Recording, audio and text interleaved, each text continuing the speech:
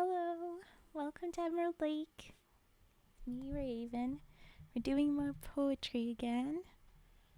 Same books as before, but we moved from Edgar Allen Poe's um, poetry to the short stories. So, already a posture check, Crummy Water. Okay then.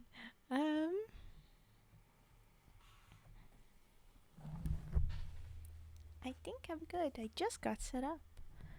Alright. Where was this thing? Oh yes, I wanted to. Hmm. Oh well. Okay, so yes, we are doing more of the same poetry and stuffs. So I'll say again that these are darker stories. Rhymes of a Red Cross Man, the Robert Service book, is from World War One. It's a lot of poems about and from World War One, so it's gonna have darker themes. It's just natural. And then Edgar Allan Poe's, if you don't know them, they are generally spoopy stories. Generally. Eerie themes. Frigid. I've already told you, we haven't done anything yet. And I am sorry we had to move along with the little mock trial will have to happen another time. Probably tomorrow.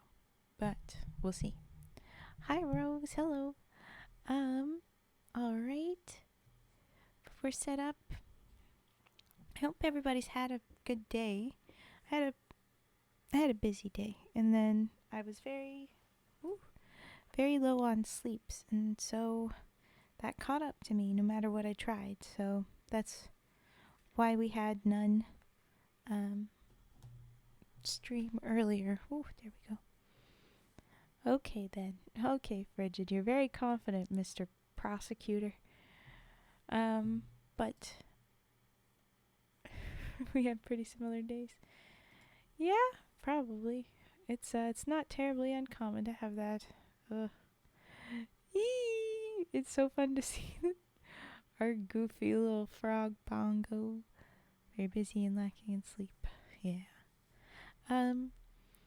But yeah, new emote from Death Noah. Death Noah got a commission for emote, so we dropped money frogs for Death Noah. If you didn't yet, you can go ahead and do that now.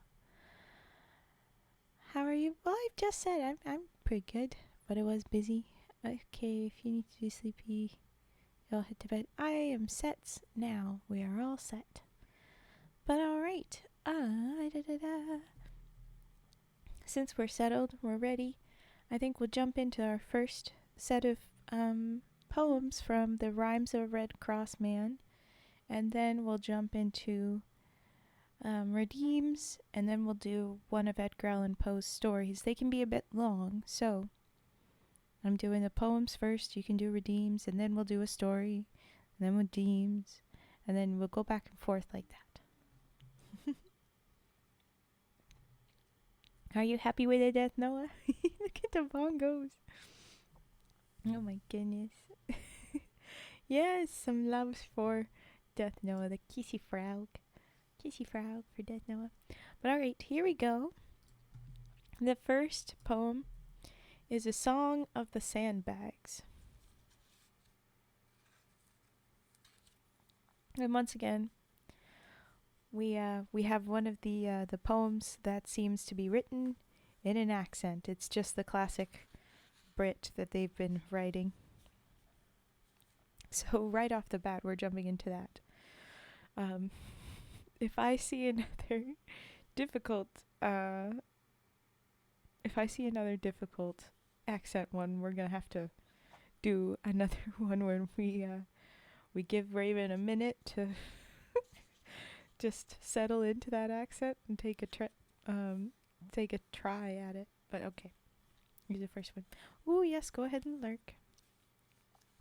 And if anybody else ends up, well, a little teary-eyed or Feeling very patriotic for some reason.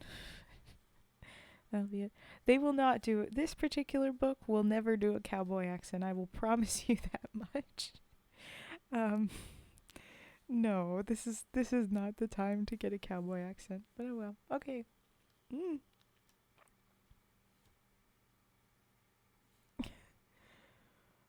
All right. I had to look at one of the later sentences to figure out where I am at. Okay. No, Bill, I'm not a spooning out no patriotic tosh. The cove behind the sandbags ain't a death or glory cuss. And though I strafe some good and 'ard, I doesn't 'ate the Boche. I guess they're mostly decent just the same as most of us. I guess they loves their 'omes and kids as much as you or me. And just the same as you or me, they'd rather shake than fight. And if we happened to be born at Berlin on the spree, we'd be out there with 'em, with Ans and Fritz, dead sure that we was right. A standing up to the sandbags, it's funny the thoughts what come staring into the darkness, hearing the bullets zing, zip, ping, rip, arc how the bullets are leaning against the sandbags with me rifle under me ear. Oh, I've had more thoughts on a century go than I used to have a year. I wonder, Bill, if Ans and Fritz is wondering like me what's at the bottom of it all, what all the slaughter's for. He thinks he's right, of course he ain't, but this we both agree. If them as made it 'ad to fight, there wouldn't be no war. If them as lies in feather beds while we kips in the mud. If them as makes for fortunes, if them as makes their fortunes while we fights for 'em like 'ell, if them as slings their pots of ink just 'ad to sling their blood, by crust I'm thinking there'd be another tale to tell, shivering up to the sandbags with a hissicle stead of a spine. Don't it seem funny the things you think 'ere in the firing line? What's is that? Lord, how the bullets whine. Hunkering down when a star shell cracks in a sputter of light, you can draw to your soul by the sandbags most any old time o' night. They talks of England's glory and a olden of our trade, of empire and high destiny until we're fair flamed. I don't know if flim-flammed. But if it's for the likes of that bloody war it's made, then what I say is empire and I and destiny be damned. There's only one good cause, Bill, for the poor blokes like us to fight. That's self-defence for earth and 'ome and them that bears our name. And that's what I'm a-doing by the sandbags 'ere tonight. But Fritz out there will tell you he's a-doing of the same. Staring over the sandbags, sick of the old damn thing, firing to keep meself awake, hearing the bullets sing. Hiss, twang, sing, pang, saucy the bullets sing. Dreaming here by the sandbags of a day when war will cease, when Ons and Fritz and Bill and me will clink our mugs in fraternity, and the brotherhood of labour will be the brotherhood of peace. Yee. There. Hi, Master Justice. Hi. We're doing okay. It is tough poetry. It's kind of sad energy on all of this, but that's what we're doing. The next poem is on. Oh, come along. On the Wire is what it is. Hi, Tetrahedron. Hello. On the Wire. Oh, don't have that. We don't need that.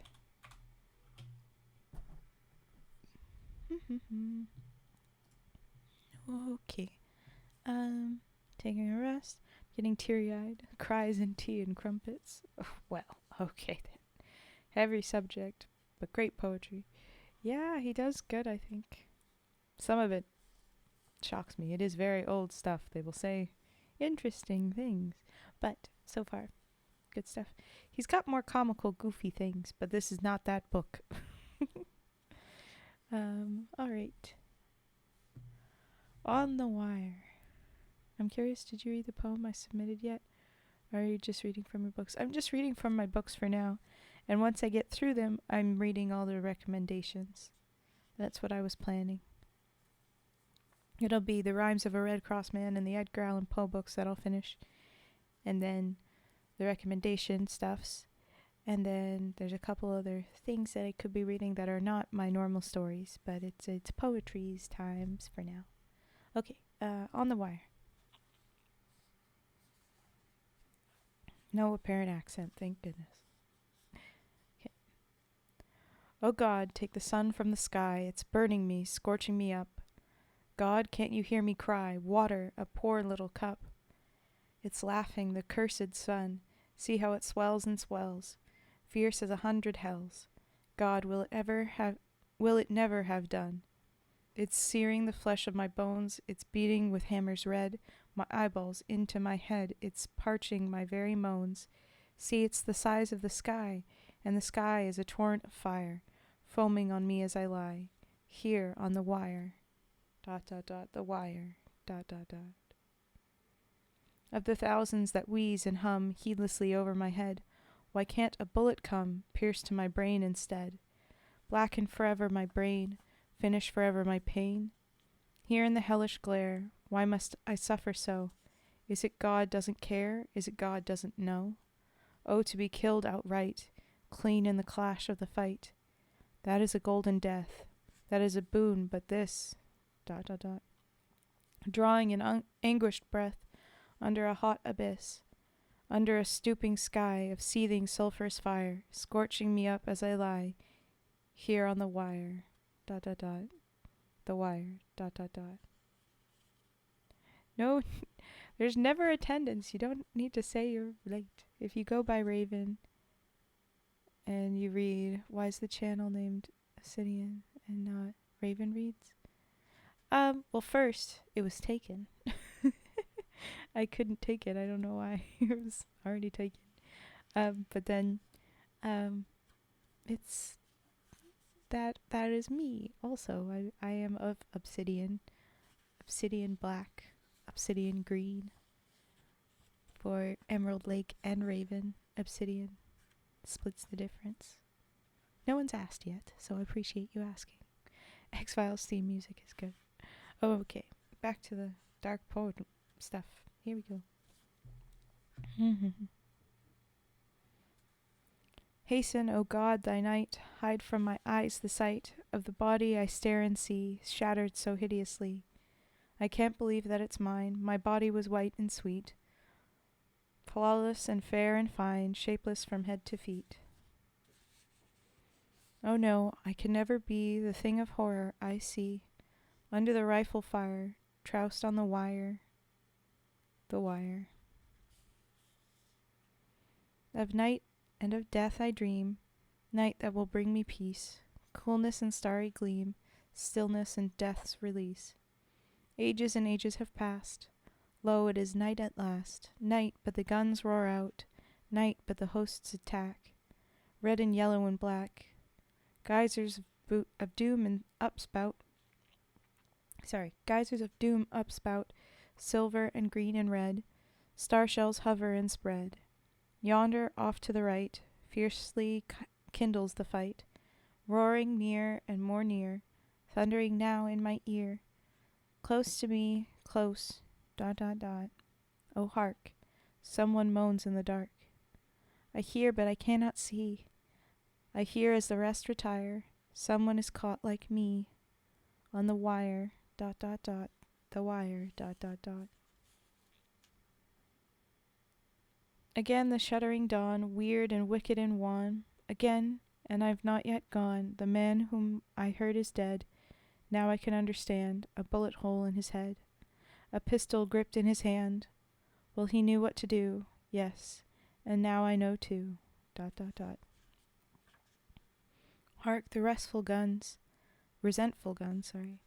Oh, how thankful am I to think my beloved ones will never know how I die. I've suffered more than my share. I'm shattered beyond repair.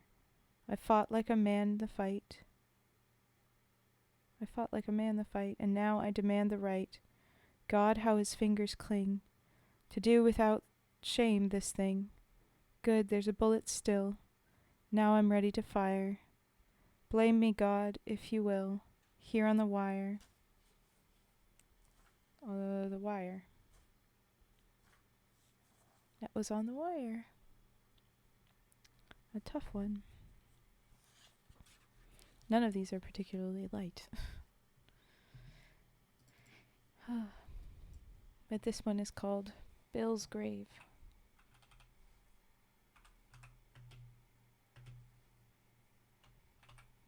Look at those wings. Good for you. You made wings. Whose wings are those? Ah, okay. I believe it's Bill's Grave and then we'll do Redeems. Yes. So this is the last poem before Redeems. And it's another classic accent with these. Oh boy. So, go ahead and prep Redeems and I'll do this.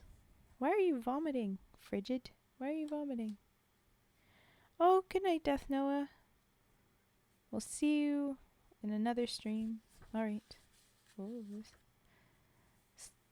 no. Sleep well. Good night. Okay. Lactose intolerant Froggo. Ah, okay. Alright. Bill's Grave.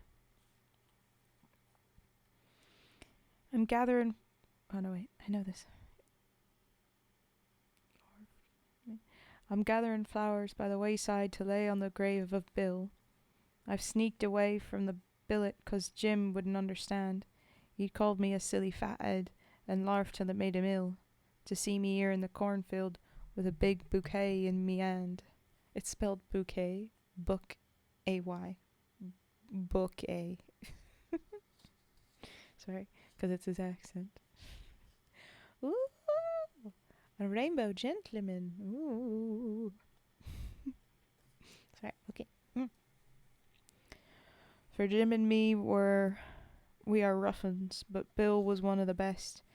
We listed and learned together to larf at the worst what comes. Worst what comes? Then Bill copped a packet proper and took his departure west, so sudden he hadn't a minute to say goodbye to his chums. And they took me to where he was planted, a sort of a measly ground mound. I thinks how Bill would be tickled being so soft and queer if I gathered a bunch of them wildflowers and sort of arranged them round like a kind of a bloody headpiece. ...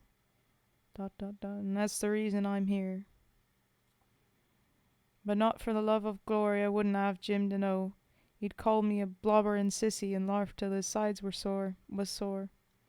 I'd have laughed at myself too. It isn't so long ago. But somehow it changes a feller having a taste of war. It helps a man to be helpful, to know what his pals is worth. Them golden poppies is blazing like lamps some fairy has lit. I'm fond of them big white daisies. ... Now Jim's of the salt of the earth, but he has got a tongue what's a terror, and he ain't sentimental a bit. Oh, thank you for the follow, Rod Rook. Cute little Pikachu's. Back to this though. Okay. I likes them blue chaps what's hiding so shy like 'em on the corn. Won't Bill be glad we was allus thicker than thieves, us three. Why, who's that singing so arty? Jim, and as sure as I'm born, he's there in the giddy cornfields a-gathering flowers like me. Quick, drop me posy behind me. I watches him for a while. Then I says, "What o' there, chummy? What price is the little bouquet?" And he starts like a bloke what's guilty, and he says with a sheepish smile, "She's a bit of orl right, the widder what keeps the estaminet." I have no idea what that said. I could not tell you what that one says. If I could actually hear it, I'd probably be able to tell you what they were trying to say, but I can't tell what they're saying with this. Mm. Oh, okay, Master Justice. We'll see you when we see you. Have a good rest. Hopefully the headache goes away. But thanks for joining. Alright. Good night. Okay, so he goes away in a hurry, and I wishes him best of luck, and I picks up me bunch of wildflowers, and the light's getting sort of dim, when I makes me way to the boneyard, and I stares like a man what struck, for what do I see? Bill's grave mound strewn with the flowers of Jim. Of course I won't ever tell him, being a tactical lad, and Jim parlez-vous to the widder, Trey beans, l'amour compris.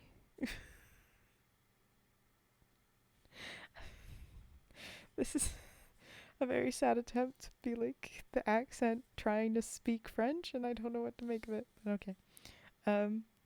Oh, he'd die of shame if he knew I knew, but say, won't Bill be glad when he stares through the bleeding clouds and sees the blossoms of Jim and me. And that's the end of Bill's grave. And we have plenty more to read soon, but okay. Fun little collection there. Alright. Now that we've finished with that accent one, did anybody have any redeems? Ooh. We'll do the redeems, and then the next is Edgar Allen Poe. So that will be a little bit longer. Ooh, there we go there. Scissor snips. Okay, you got it. And then keys. And then frog. Okay.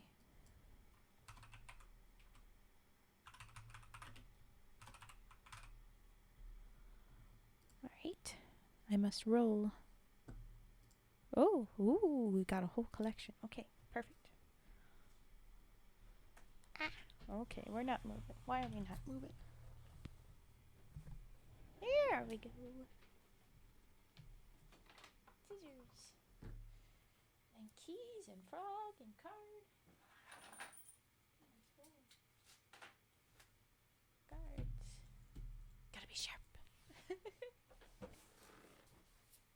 Okay.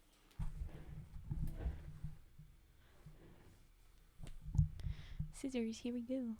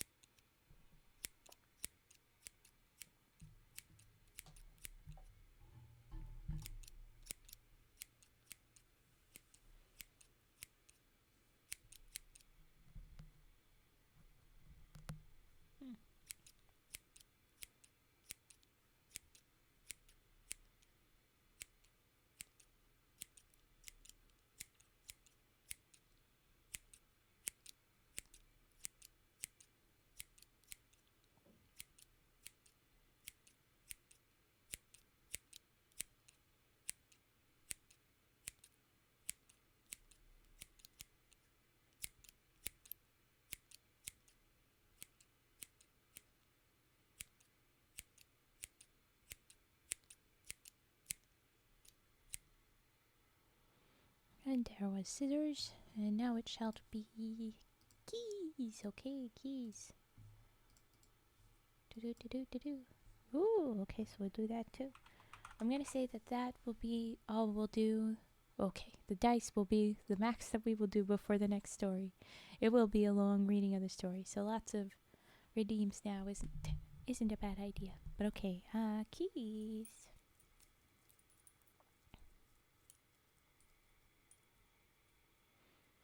You can still submit the redeems now if you want, but it'll be after the next story. I'll go until dice.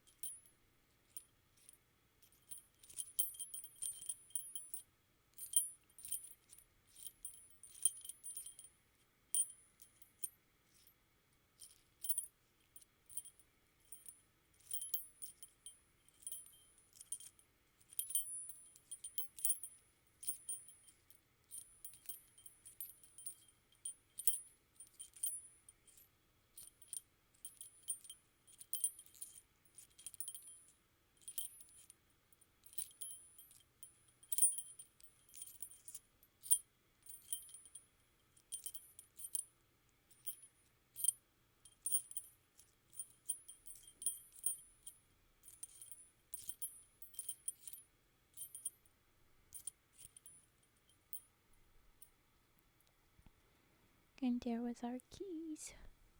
Alright. Singing Frau time.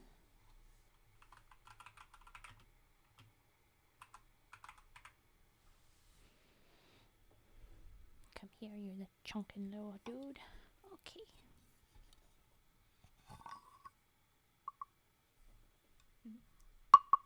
Tap, tap, tap.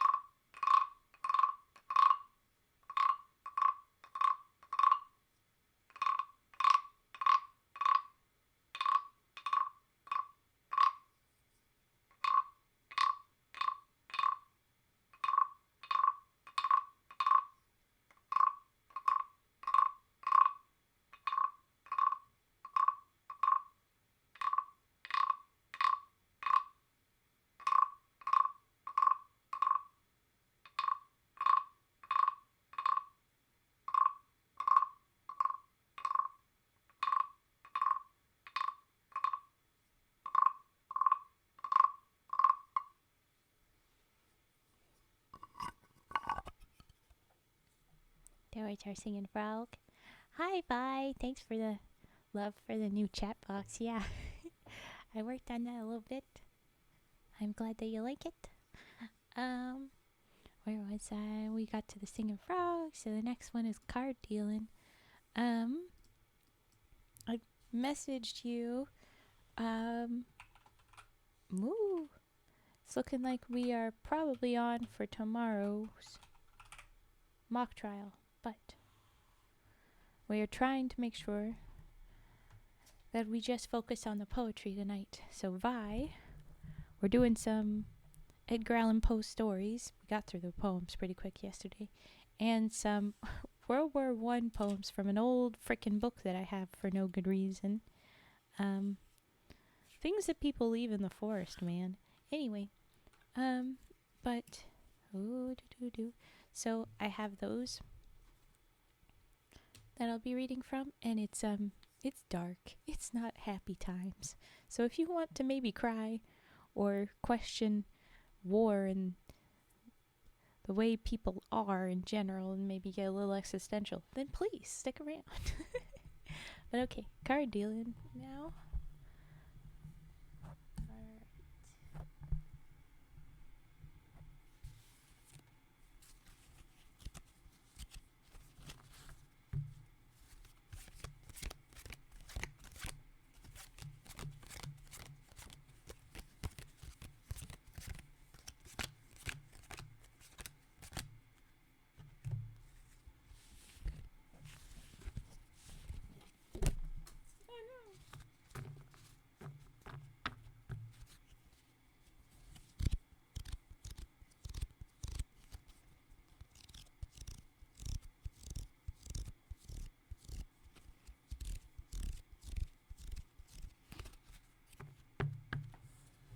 I have to retrieve a card that has fallen.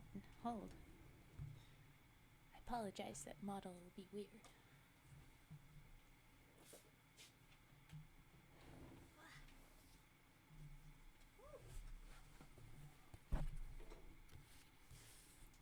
She's always got a headbutt. Oh, okay.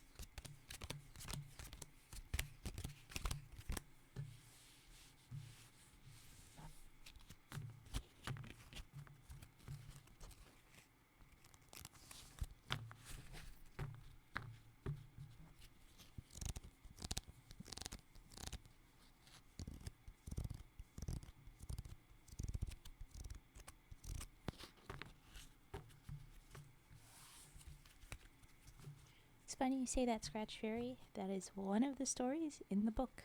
I don't know if we'll get to it tonight, though.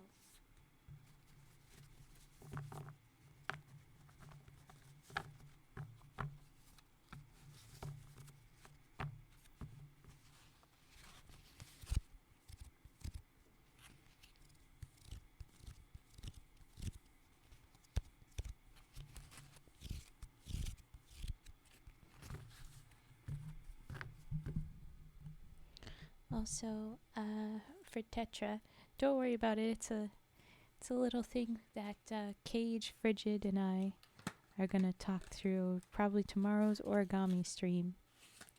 So, at some point between 5:30 EDT and 8 p.m. EDT tomorrow,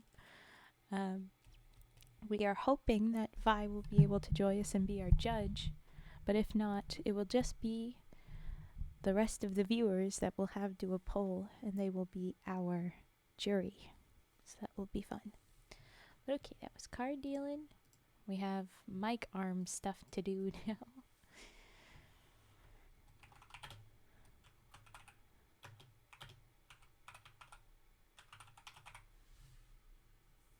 We can skip the trial sheet.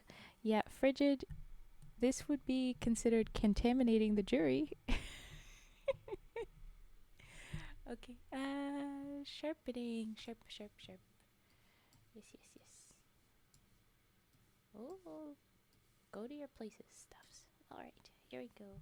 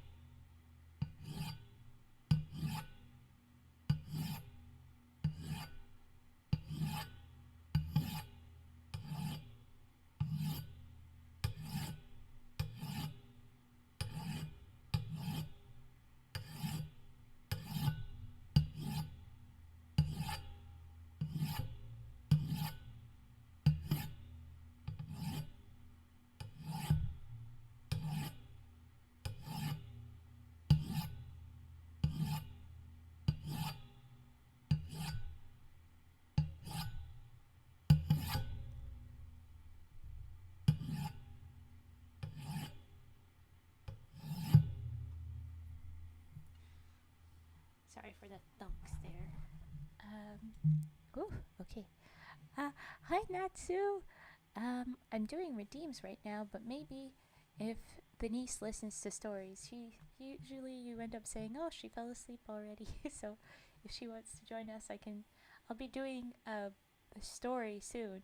It's a spooky story. It's Edgar Allan Poe, but she won't know that. And Vi, do you see this? Do you see Frigid trying to buy the jury and Crummy Water being the only actual concerning person here? Crummy, if you didn't know, Crummy has been repeatedly suggesting that we get rid of everything. Oh, she recognized the sound of Blake Shepherd. Oops. You can tell her it was actually a trick. It was just a little piece of round metal on the mic arm. It's just a fake version, but it's cool. I'm not if I'm blind. What? Yeah, we need to watch out for Crummy and Frigid. They're doing their own thing. I don't know. But okay. Mic arm reverbs now. So let's do that. And then dice. She finds it cool. Oh, cool. Oh, hey. Thanks for the follow, Nigro Sick Pool. Nigro Sick. I don't know. I tried. I will. Ooh. Okay, so Nigro, we will be doing brushes after the next. Ooh, Poland. Hello. We will be doing the redeems after the next story. Okay, I will do stretch and hydrate between things, but right now I'm gonna do mic, verb, Nicros enough. Okay, the Nicros it shall be. I'm gonna do mic arm reverb sound next, and we'll do the yeah, all those redeems after the dice, I will do after the next story. Here we go. Okay.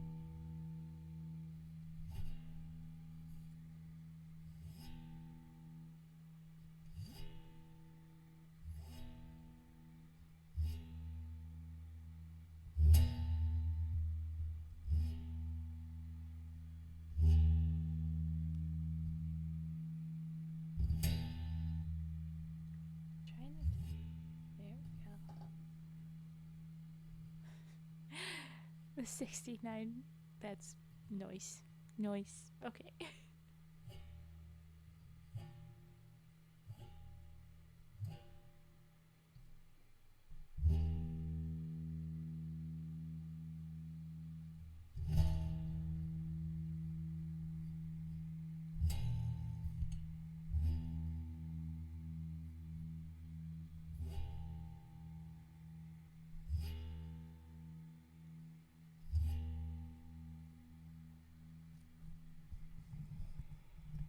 I think that's enough. Ooh! The mic arm springs and such. Oh, Tetra. Oh, that's so sad. That's such an oof. Oof. Alright, dice now. And then we'll get into... I'm charming in my charmlessness. Aw, yeah. You've got lots of Riz tonight.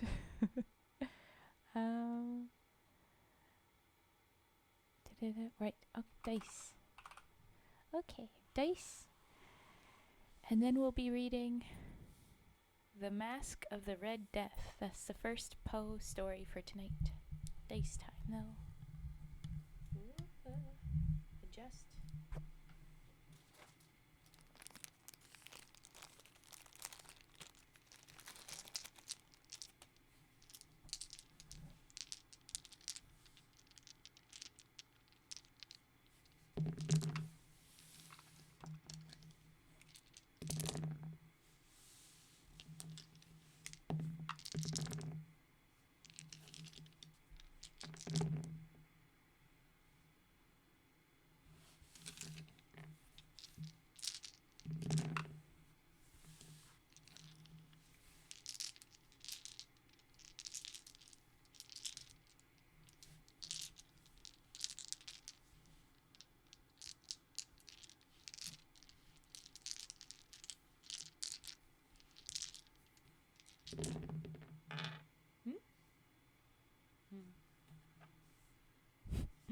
One of my dice I rolled a 0. That is an option.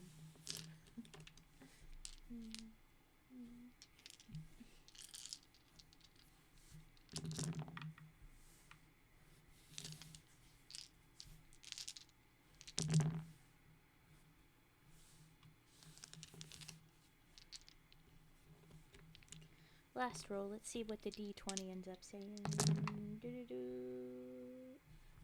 9.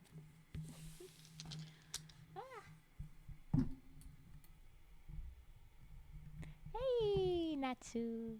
I just saw the murder froggies. So your niece likes the murder froggies? Good. They are called murder frog. Okay, put those away. Welcome. Ooh, thank you for the follow. Dragon Tamer 22891. Fun. I've read that story before, but I forget how it goes. I like Poe stories, though. Is it poetry? We read the poetry yesterday. Now we've just got Poe stories. But they're still very nice. Okay. Mike Arm, will you be difficult? I'm scared because it slipped off yesterday, right? Oh no, that's the wrong direction, I think.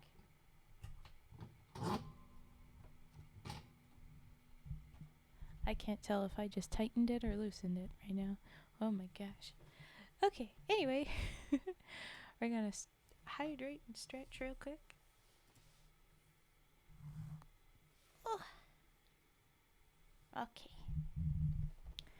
And yes, alright. No longer dice. No longer trigger. It is reading. It's not keys. Don't do that.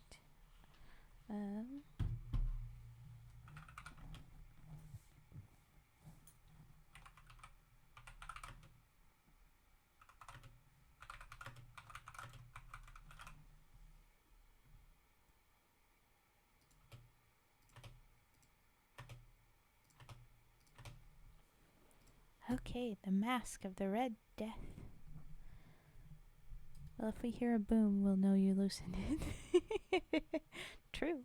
A dragon tamer and a dragon slayer in the same chat. Interesting.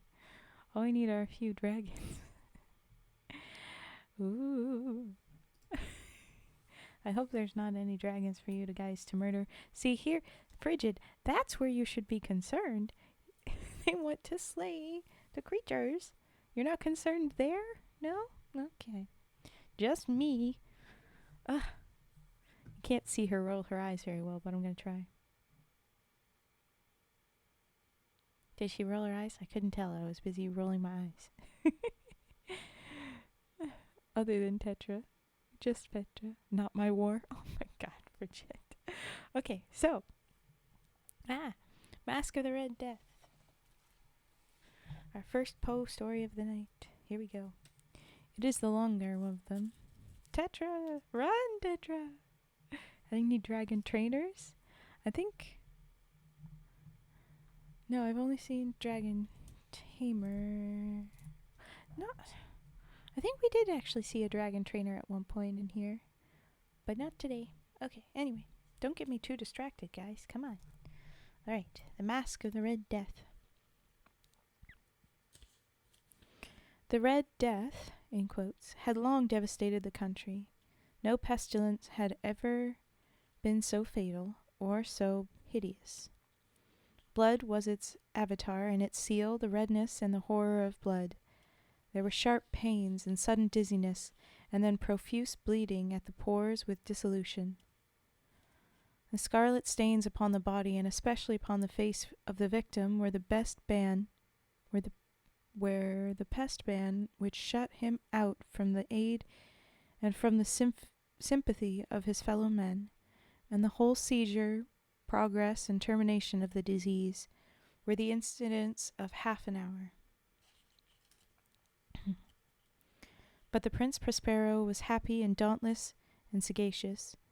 When his dominions were half depopulated, he summoned to his presence 1,000 hale and light-hearted friends from among the knights and dames of his court, and with these retired to the deep seclusion of one of his castellated abbeys.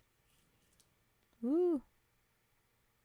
Don't worry, I only go after strong prey. Me, Natsu.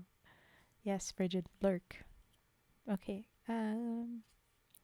this was an extensive and magnificent structure, the creation of the prince's own eccentric yet august taste. A strong and lofty wall girdled it in. This wall had gates of iron. The courtiers, having entered, brought furnaces and massy hammers, and welded the bolts. They resolved to leave means neither of ingress nor egress to the sudden impulses of despair or of frenzy from within. The abbey was amply provisioned.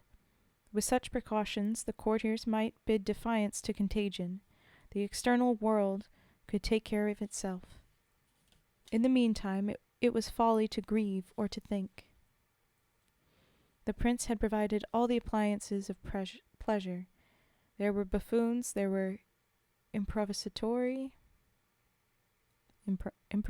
people, I guess. There were ballet dancers, there were musicians, there was beauty, there was wine. All these and security were within. Without was the Red Death. What I'm feeling a little aggressive today. Clearly. Night, everyone, except Raven. You little shit. Okay. It was toward the close of the 5th or 6th month, while of his seclusion, and while the pestilence raged most furiously abroad, that the Prince Prospero entertained his 1,000 friends at a masked ball of the most unusual magnificence. It was a voluptuous scene that masquerade. But first let me tell of the rooms in which it was held. These were 7, an imperial suite. In many palaces, however, such suites form a long and straight vista, while the folding doors slide back nearly to the walls on either hand, so that the view of the whole extent is scarcely impeded. Here the case was very different, as might have been expected from the Duke's love of the bizarre. The apartments were so irregularly disposed that the vision embraced but little more than one at a time. There was a sharp turn at 20 or 30 yards, and at each turn a novel effect. To the right and left, in the middle of each wall, a tall and narrow Gothic window looked out upon a closed corridor, which pursued the windings of the suite. These windows were of stained glass, whose color varied in accordance with the prevailing hue of the decorations of the chamber into which it opened. That at the eastern extremity was hung, for example, in blue, and vividly blue were its windows. The second chamber was purple in its ornaments and tapestries, and here the panes were purple. The third was green throughout, and so were the casements. The fourth was furnished and lighted with orange, the fifth with white, the sixth with violet. The 7th apartment was closely shrouded in black velvet tapestries that hung down over the ceiling and down the walls, falling in heavy folds upon a carpet of the same material and hue. But in this chamber only the color of the windows failed to correspond with the decorations. The panes here were scarlet, a deep blood color. Now, in no one of the 7 apartments was there any lamp or candelabrum amid the profusion of golden ornaments that lay scattered to and fro or depended from the roof. There was no light of any kind emanating from lamp or candle within the suite of chambers. But in the corridors that followed the suite there stood, opposite to each window, a heavy tripod bearing a brazier of fire that projected its rays through the tinted glass and so glaringly illuminated the room. And thus were produced a multitude of gaudy and fantastic appearances. But in the western or black chamber the effect of the firelight that streamed upon the dark hangings through the blood-tinted panes was ghastly in the extreme, and produced so wild a look upon the countenances of those who entered, that there were few of the company bold enough to set foot within its precincts at all. I think I'm going to sleep along with my niece. Okay. Good night, Natsu. Good night, niece. Sleep well. It was in this apartment, also, that there stood against the western wall a gigantic clock of ebony. Its pendulum swung to and fro with a dull, heavy, monotonous clang, and when the minute hand made the circuit of the face, and the hour was to be stricken, there came from the brazen lungs of the clock a sound which was clear and loud and deep and exceedingly musical, but of so peculiar a note and emphasis that at each lapse of an hour the musicians of the orchestra were constrained to pause momentarily in their performance to hearken to the sound, and thus the waltzers perforce ceased their evolutions, and there was a brief disconcert of the whole gay company. And while the chimes of the clock yet rang, it was observed that the giddiest grew pale, and the more aged and said it passed their hands over their brows as if in confused reverie or meditation. But when the echoes had fully ceased, a light laughter at once pervaded the assembly. The musicians looked at each other and smiled, as if at their own nervousness and folly, and made whispering vows, each to the other, that the next chiming of the clock should produce in them no similar emotion. And then, after the lapse of 60 minutes, which embraced 3,600 seconds of the time that flies, there came yet another chiming of the clock, and then were the same disconcert and tremulousness and meditation as before. But in spite of these things, it was a gay and magnificent revel. The tastes of the Duke were peculiar. He had a fine eye for colors and effects. He disregarded the decora of mere fashion. His plans were bold and fiery, and his conceptions glowed with barbaric luster. There are some who would have thought him mad. His followers felt that he was not. It was necessary to hear and see and touch him to be sure that he was not. He had directed in great part the movable embellishments of the 7 chambers upon occasion of this great fete, and it was his own guiding taste which had given character to the masqueraders. Be sure they were grotesque. There were much glare and glitter and piquancy and phantasm, much of what has been since seen in Hieronyme. There were arabesque figures with unsuited limbs and appointments. There were delirious fancies, such as the madman fashions. There were much of the beautiful, much of the wanton, much of the bizarre, something of the terrible, and not a little of that which might have excited disgust. To and fro in the 7 chambers there stalked, in fact, a multitude of dreams. And these, the dreams, writhed in and about, taking hue from the rooms, and causing the wild music of the orchestra to seem as the echo of their steps. And anon, there strikes the ebony clock, which stands in the hall of the velvet, and then in a moment all is still, and all is silent save the voice of the clock. The dreams are stiff frozen as they stand, but the echoes of the chime die away. They have endured but an instant, and a light half-subdued laughter floats after them as they depart. And now, again the music swells, and the dreams alive, and writhe to and fro more merrily than ever, taking hue from the many-tinted windows, through which stream the rays from the tripods. But to the chamber which lies most westwardly of the 7, there are now none of the maskers who venture, for the night is waning away, and there flows a ruddier light through the blood-colored panes, and the blackness of the sable drapery appalls, and to him whose foot falls upon the sable carpet, there comes from the near clock of ebony a muffled peal more solemnly empathetic than any which reaches their ears who indulge in the more remote gaieties of the other apartments. But these other apartments were densely crowded, and in them beat feverishly the heart of life, and the revel went whirlingly on, until at length there commenced the sounding of midnight upon the clock. And then the music ceased, as I have told, and the evolutions of the waltzers were quieted, and there was an uneasy cessation of all things as before. But now there were 12 strokes to be sounded by the bell of the clock, and thus it happened, perhaps, that more of thought crept, with more of time, into the meditations of the thoughtful among those who revelled, and thus too it happened, perhaps, that before the last echoes of the last chime had utterly sunk into silence, there were many individuals in the crowd who had found leisure to become aware of the presence of a masked figure which had arrested the attention of no single individual before.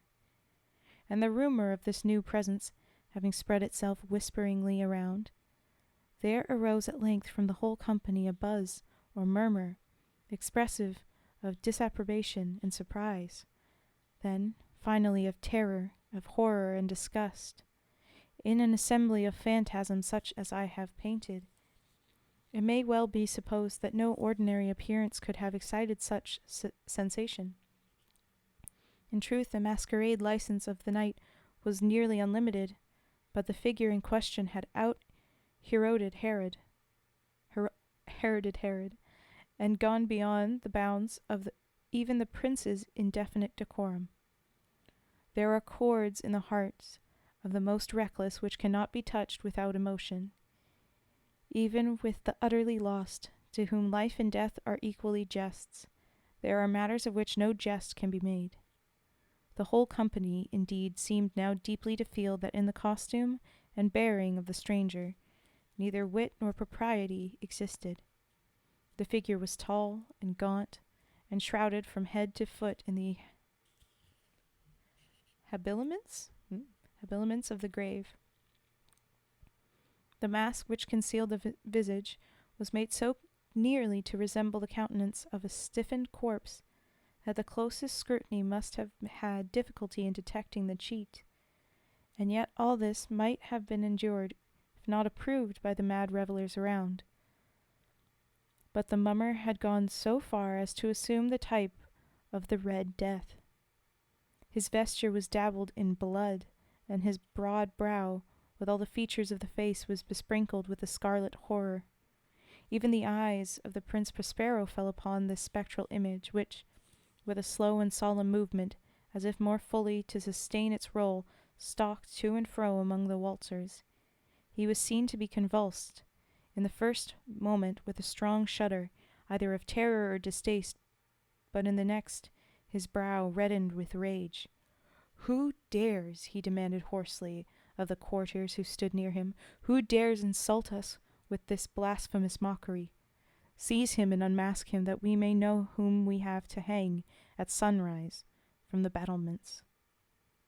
It was in the eastern or blue chamber, in which stood the Prince Prospero as he uttered these words. They rang throughout the 7 rooms loudly and clearly, for the prince was a bold and robust man, and the music had become hushed at the waving of his hand. It was in the blue room where stood the prince with a group of pale courtiers by his side.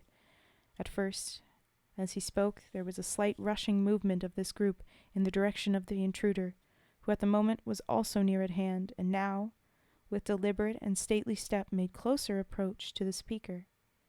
But from a certain nameless awe with which the mad assumptions of the mummer had inspired the whole party, there were found none who put forth hand to seize him, so that, unimpeded, he passed within a yard of the prince's person, and while the vast assembly, as if with one impulse, shrank from the centres of the rooms to the walls, he made his way uninterruptedly, but with the same solemn and measured step which had distinguished him from the first, through the blue chamber to the purple, through the purple to the green, through the green to the orange, through this again to the white, and even thence to the violet, ere a decided movement had been made to arrest him.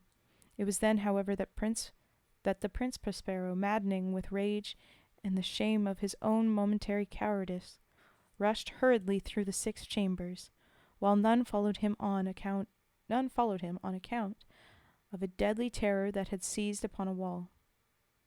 He bore aloft a drawn dagger, and had approached in rapid impetuosity to within 3 or 4 feet of the retreating figure, when the latter, having attained the extremity of the velvet apartment, turned suddenly and confronted his pursuer. There was a sharp cry, and the dagger dropped gleaming upon the sable carpet, upon which instantly afterwards fell prostrate in death the Prince Prospero. Then, summoning the wild courage of despair, a throng of the revellers at once threw themselves into the black apartment, and seizing the mummer, whose tall figure stood erect and motionless within the shadow of the ebony clock, gasped in gasped in unutterable horror at finding the grave cerements and corpse-like mask, which they handled with so violent a rudeness, untenanted by a tangible form.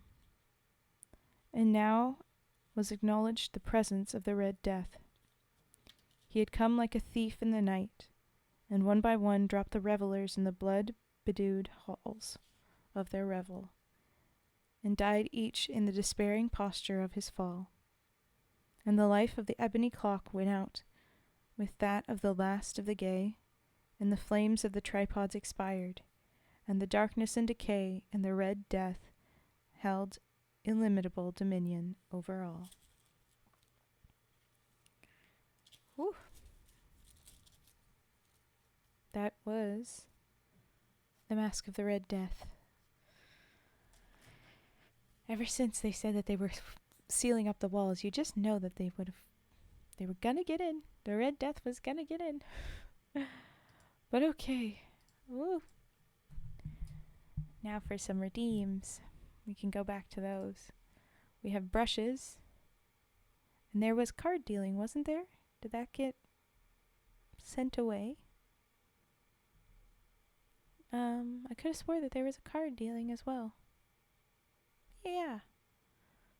But it was Natsu who left. I will do the card dealing after the brushes anyway. Oh, and Crummy Water has got their redeems in, so I'll do those too. But we start with brushes. Ooh, oh, you're redeeming so much. Oh my goodness. Okay, brushes, here we go.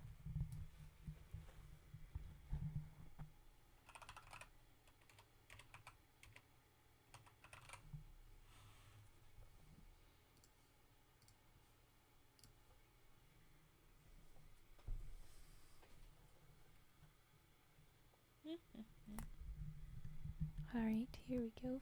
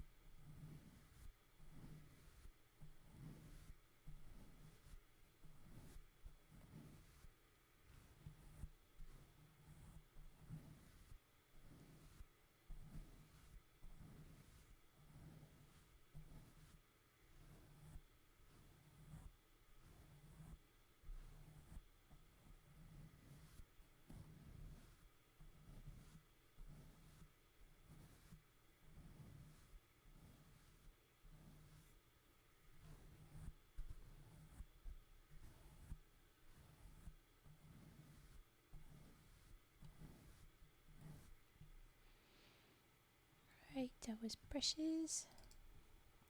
We had a card dealing that disappeared, but I'm still gonna do it. So we'll do that.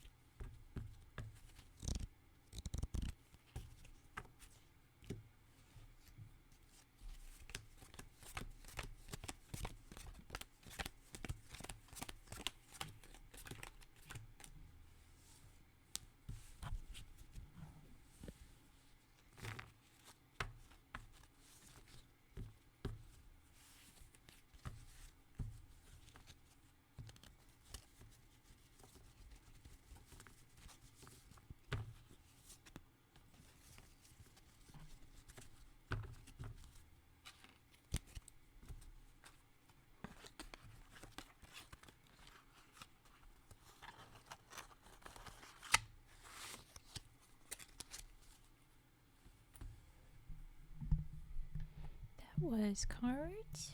Okay.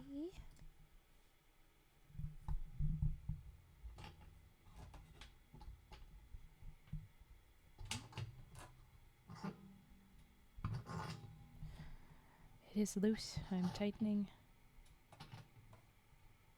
I definitely tightened, but I don't know how well it will stay. Oh my god. Okay. Anyway. Okay. Sniffs. Let's do sniffs.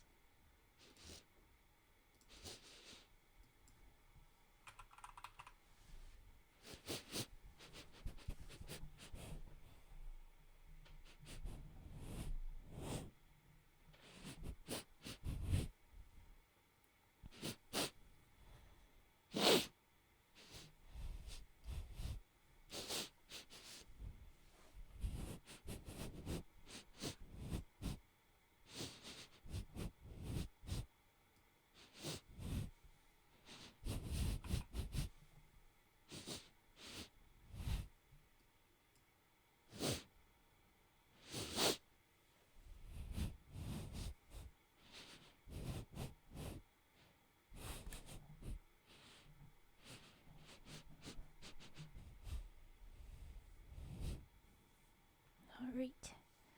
Now we'll do mic arm sharpening.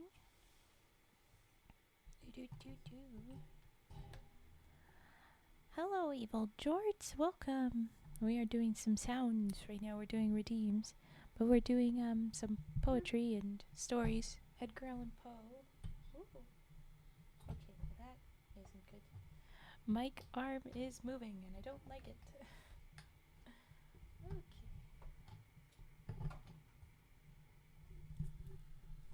Holding on, please. I'm going to mute while I fix this so you don't hear terrible sounds.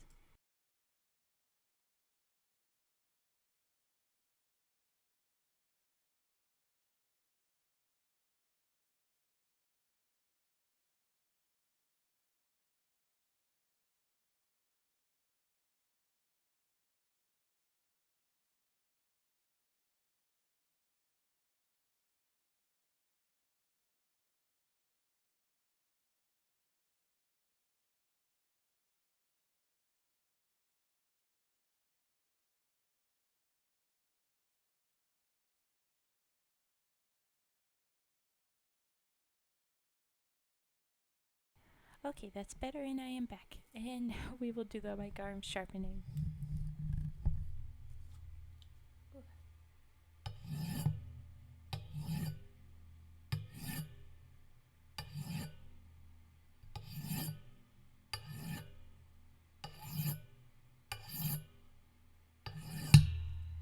Sorry.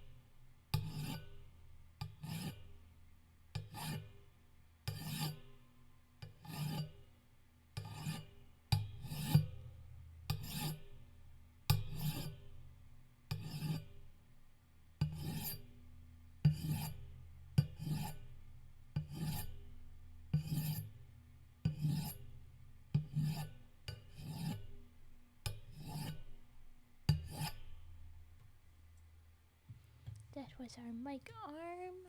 Okay. Oh, I put my chain somewhere. I might have to send that one back to you. But okay, stretch and posture and hydrate. Let's do those. And I will go find chain and be back.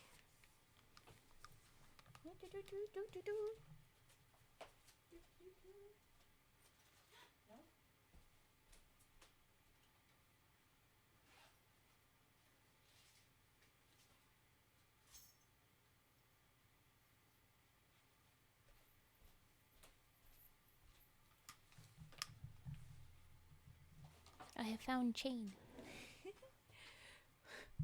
Was she just face. Take this the whole time. She just headbutted you. Oh.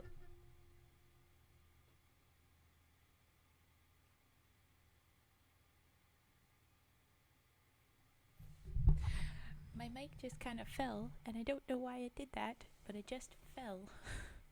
But okay, chain. Oh no. Ah. Alright. Okay. There we go.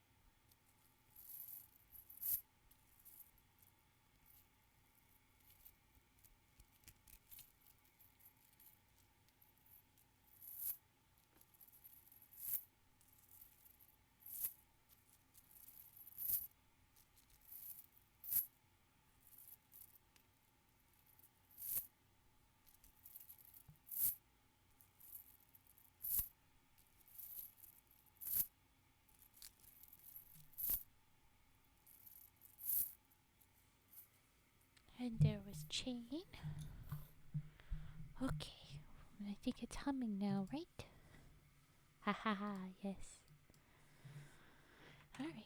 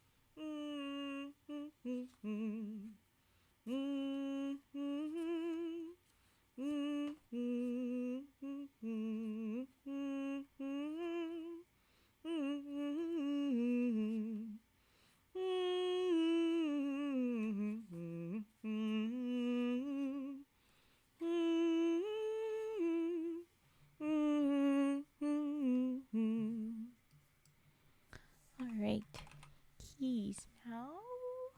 There you are, keys. Okay. And then singing frog. And then we have poems again. we get back to poems. Alright, here we go.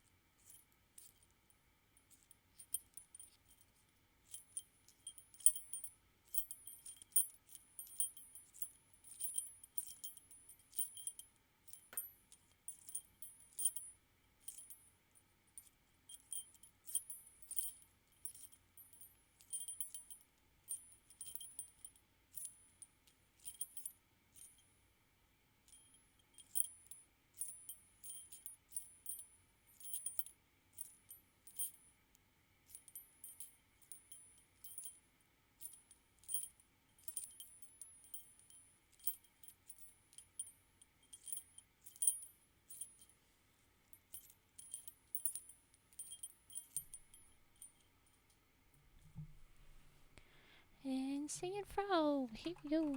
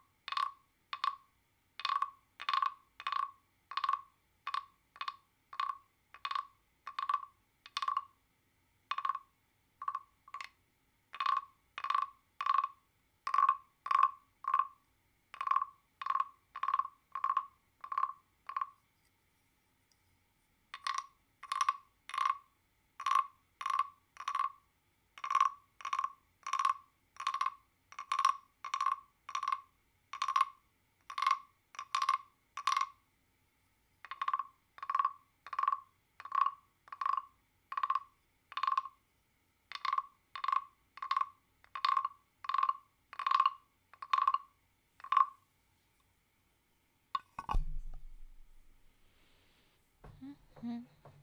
Alright. To poetry. What was the first one? Oh.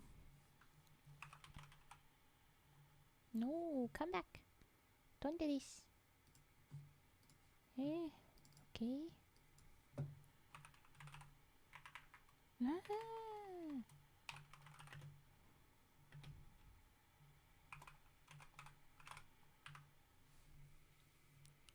Okay.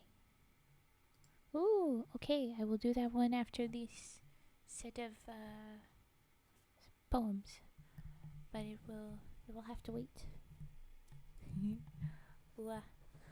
We will do it soon. Okay. Mike, arm, do not fail me right now. All right. Jean Desprez, I guess. And it may or may not have a French accent on it, and I couldn't tell when I was looking. I'm gonna go with no. Okay.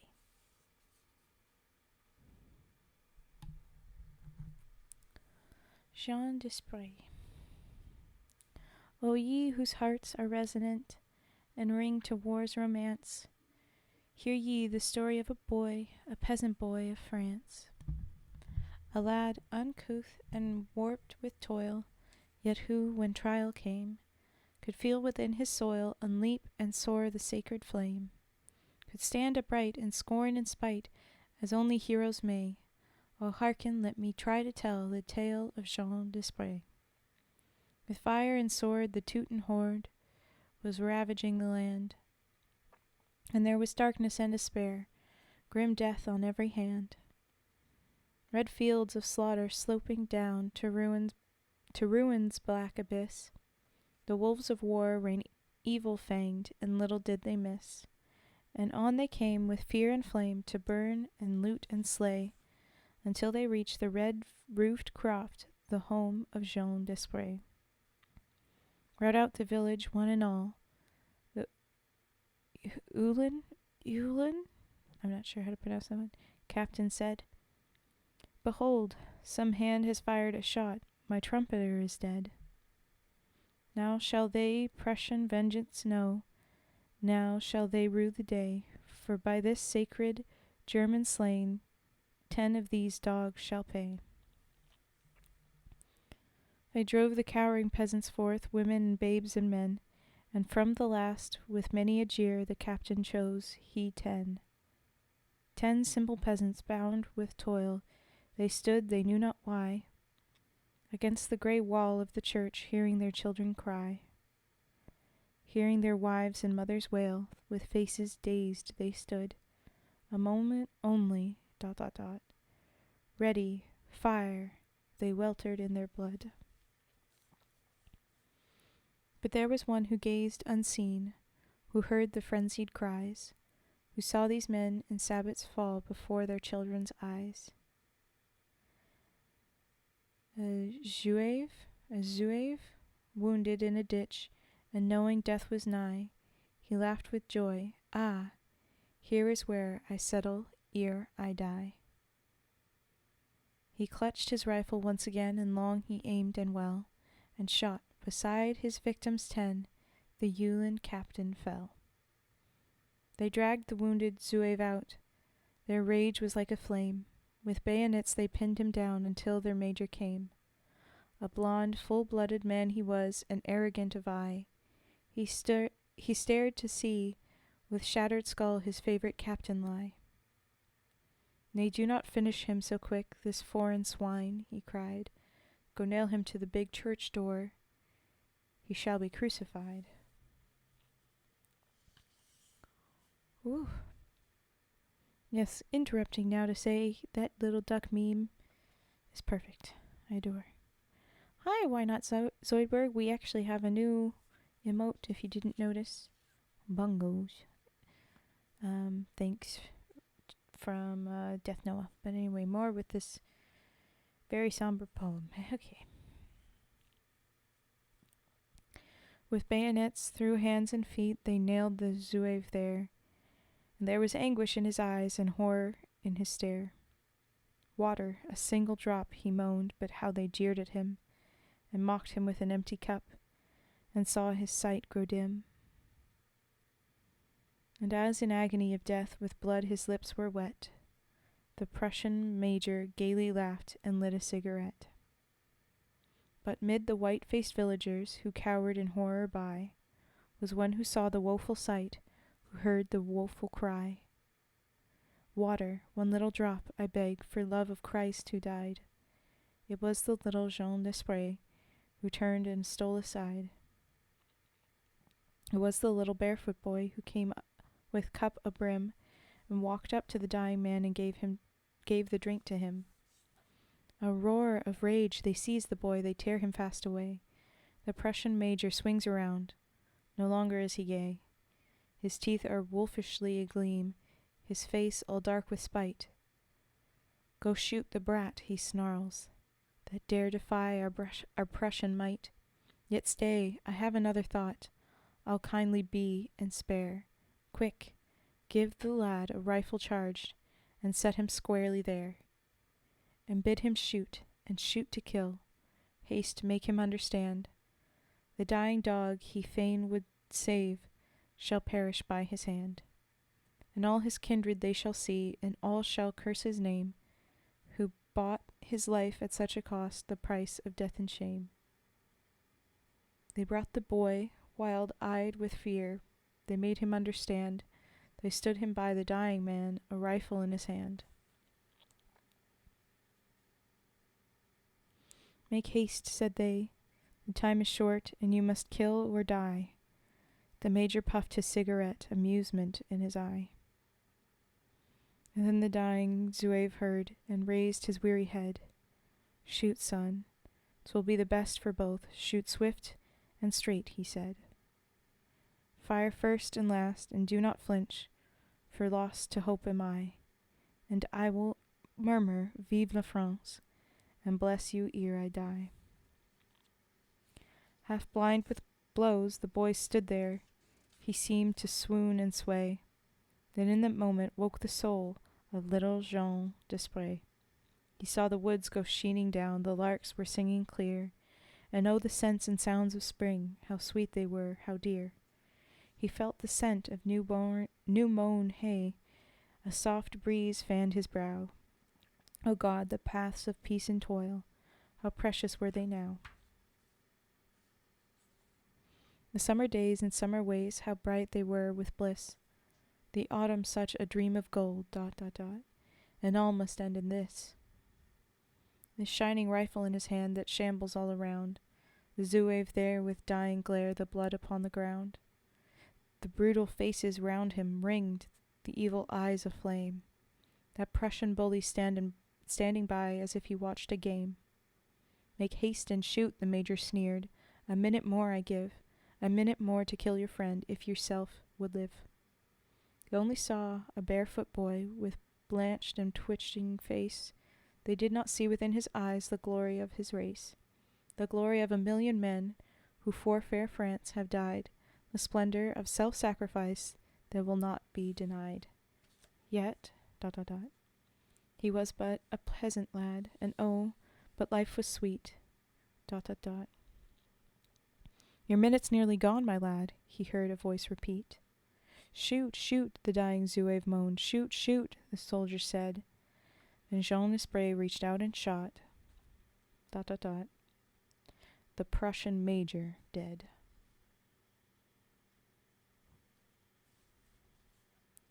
And that was Jean Desprez. No further info on how he fared, just what he did. Okay.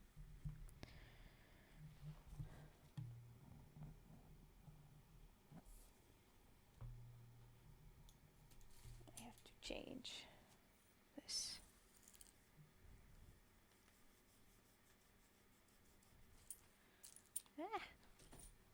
I'm updating my little notebook so I know what I have read. And the next one is Going Home. That's something else instead.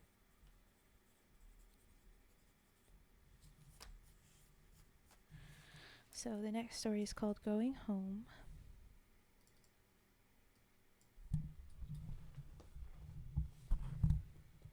I'll move around again. Sorry.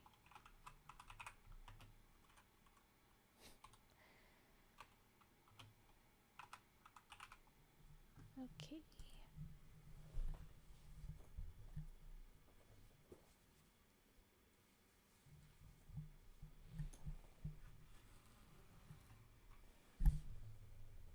All right. Next sad poem.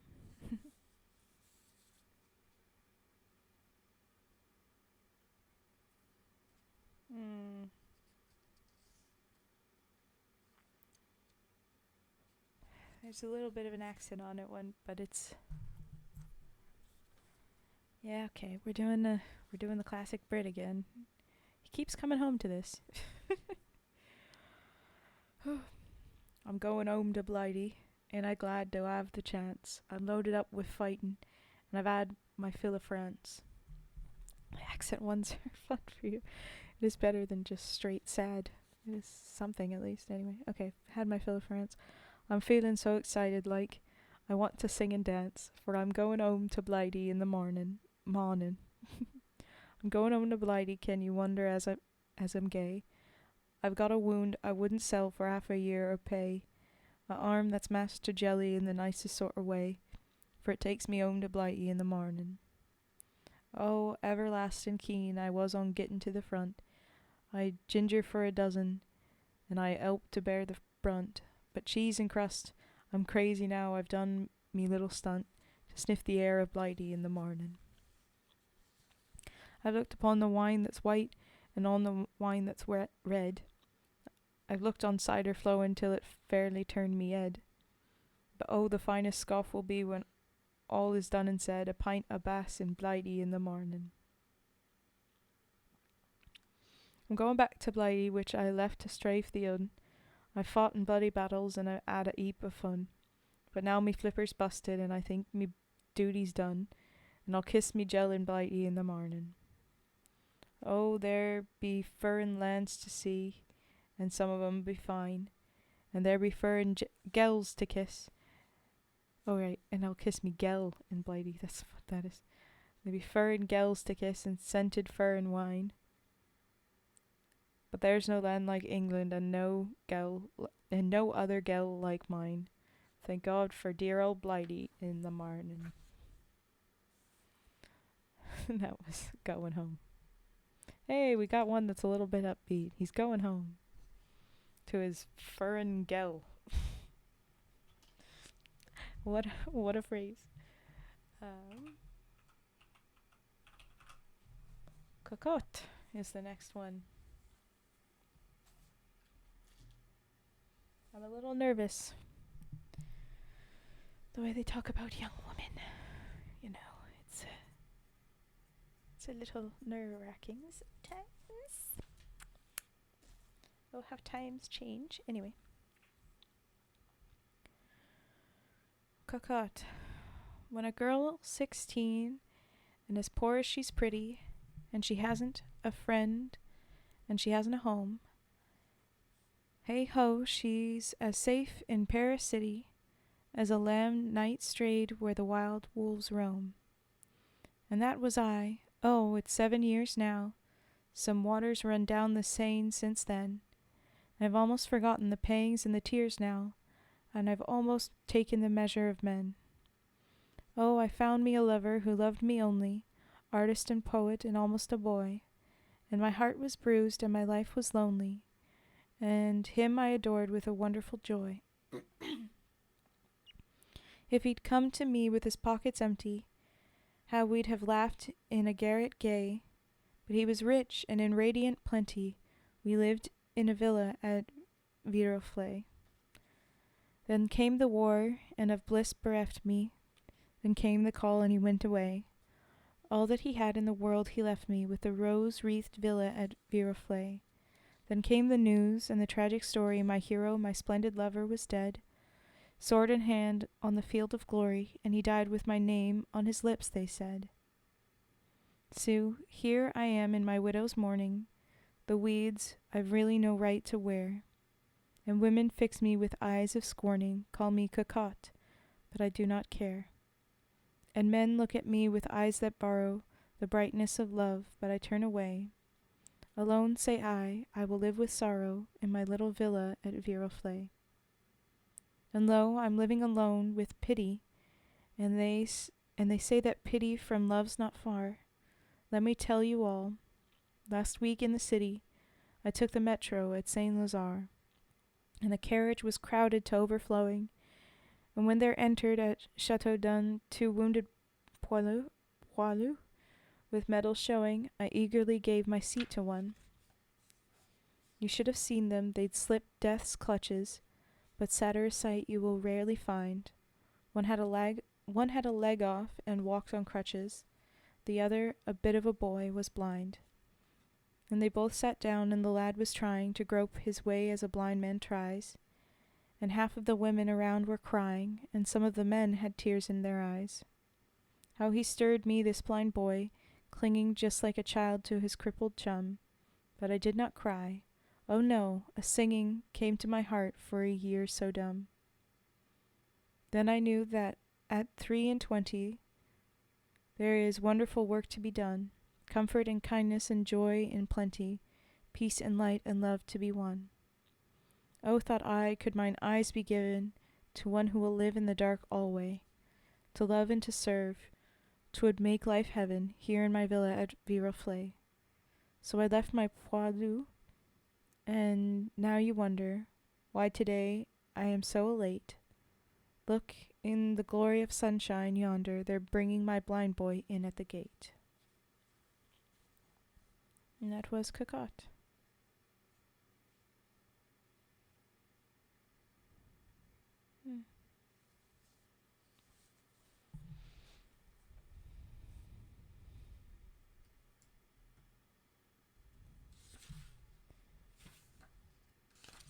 Two more now. Just a couple. But this one is my bayonet.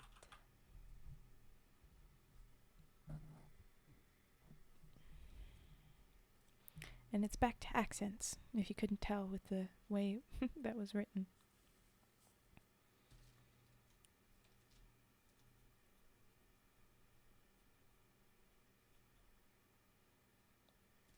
My cat is currently being sweet and trying to make up for her gremlin activities earlier. Aww. Yes, I was a gremlin, but now I'm cute. Don't worry about it. Aww. Sorry you had a mess. Glad she's apologizing in a way. Okay, my bayonet. When first I left Blighty, they gave me a bayonet and told me it had to be smothered with gore, but blimey, I haven't been able to stain it. So far as I've gone with the vintage of war, for ain't it a fraud when a Boschen, yours truly, gets into a mix in the grit and the grime, he jerks up his hands with a yell, and he's duly part of me outfit every time. Left, right, ons and fritz, goose step, keep your mitts. Oh my, ain't it a shame? Part of me outfit every time. At toasting a biscuit, me bayonet's a dandy. I've used it to open a bully's beef can. For poking the fire, it comes in weary handy. I think that's supposed to be like very handy, but weary handy. Anyway, for any old thing but for sticking a man. How often I've said, "'Ere, I'm gonna press you into a till you're seasoned for prime," and fiercely I rushes to do it, but bless you, part of me outfit every time. Laura, yous don't they look glad, right? Oh, owl camarade, oh my, always the same, part of me outfit every time. I'm hunting for someone to christen me bayonet, some nice juicy shootin' what's fightin' in France. I'm fairly downhearted, how can yer explain it? I keeps getting prisoners every chance. As soon as they sees me, they ups and surrenders, extended like monkeys what's trying to climb. And I uses me bayonet to slit their suspenders, part of me outfit every time. Foreigns, Lord, what a bag, ear fritz sample of cigarette. Oh my, ain't it a gime, part of me outfit every time. You could guess what that rhyme was. I wasn't feeling it today. I caught myself and I wasn't going to say it. Now I'm going to read your long message, Fetster. I heard a sneeze come from my living room and peek around the corner to see her looking behind her, surprised to see that upon sneezing, she'd shot herself. Aww. Then while I'm cleaning that up, she runs into the one room in the apartment with carpet and vomits on both the carpet and a pair of cloth shoes. And later, after stepping away from my desk, I came back to find my mug of tea splashed all over the desk. Absolute gremlin today. That sounds like she was not feeling well. Sorry to hear that. Oh. Thanks for the follow, Husky Goose. Welcome in, Husky and Goose. Lovely. The replacement word tone. Yeah, I just completely... no accent. Different rhythm to it. Just... Foreigns, Laura, what a bag. Ear fritz sample a cigarette. Oh my, what a guy. I felt it was fitting. Anyway. Okay, one last. Getting bullied in your own home. Yeah, a little bit. But I sounds like she's sick, poor little thing. Poor little fluff. For real. Good luck with it. The tea was bullying. That was pure bullying. The surprise to see that she'd shat herself? No, I think that's a surprise. That one she was not meaning. Probably. I mean, I don't know. But okay, the last one before I do more redeems is carry on.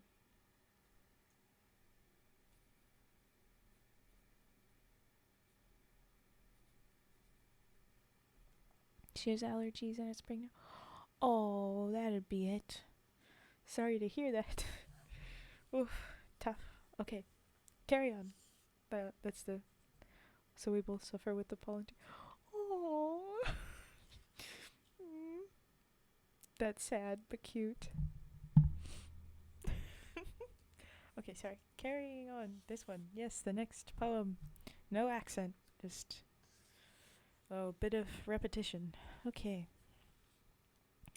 It's easy to fight when everything's right and you're mad with the thrill and the glory. It's easy to cheer when victory is near and wallow in fields that are gory. It's a different song when everything's wrong, when you're feeling infernally mortal.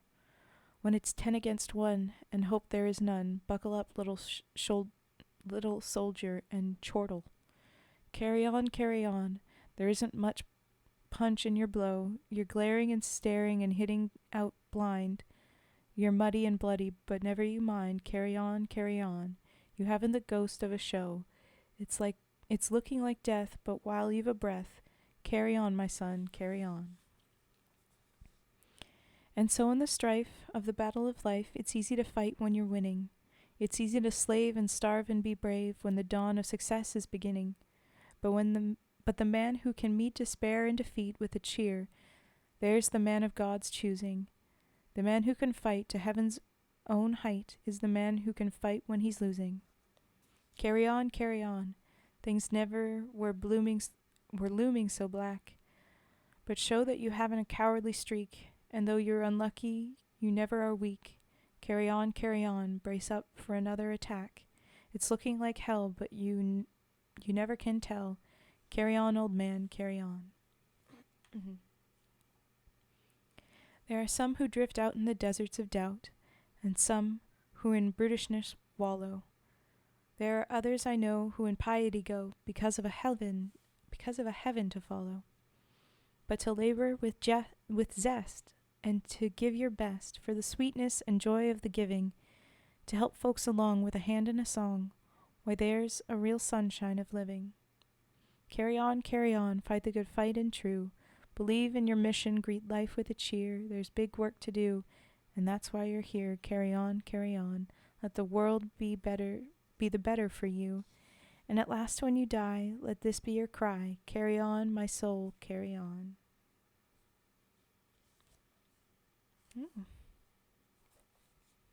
Carry on, eh? I like that one. That's a good one for anything. It didn't have to be so war specific. It was vague enough, you know? Alright. Redeems. A break from the dreary. Unless, of course, one of you does a redeem that's just saying more dreary things. Then it would not be a break from the dreary. I really liked that one. Yeah, I liked it. Oh, I had done that singing frog. Brushes and then scissor snips. Aha, yes. Okay. Brushes first.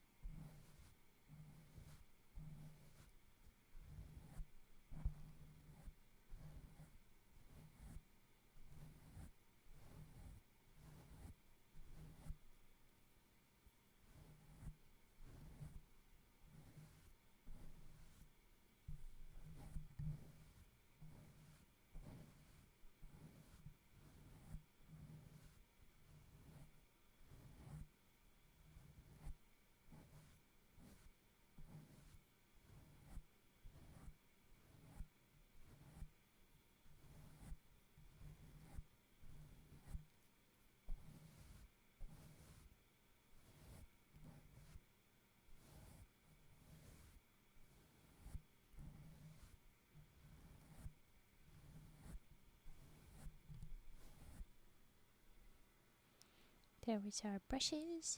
Now we'll do scissor. Oh, wait, that's not what I want. Here, what I want to change. There we go. Okay. And then we will do glass jar. Tap taps. Yes. Okay. There we go.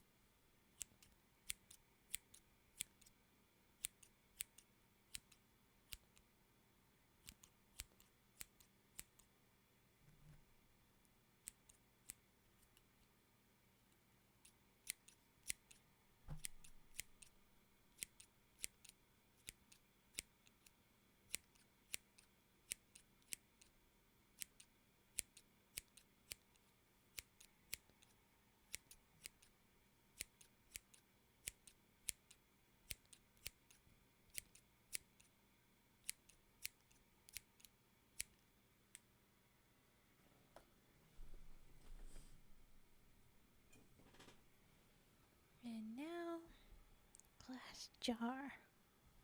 Okay. I don't know why my model freeze framed like that. I wasn't even smiling. I was just turning to grab the jar.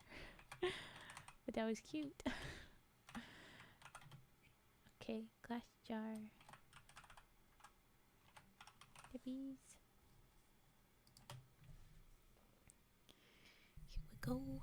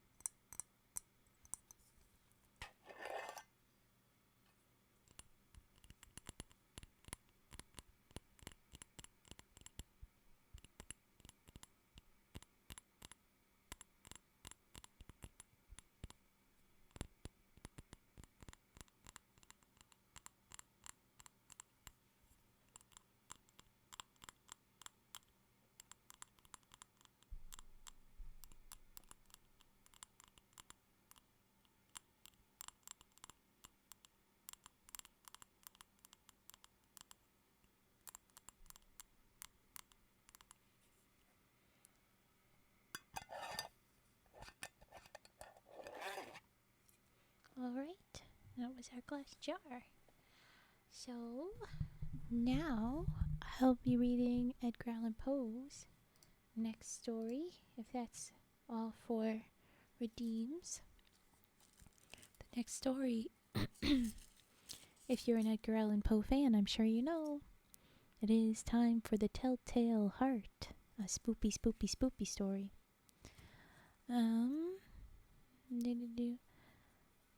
I was gonna say, Fetster, when you inserted that first bongo, I was like, excuse me, we have our own bongo. We should be using that. And then you did it. And I was like, okay, good. You're good. You got it.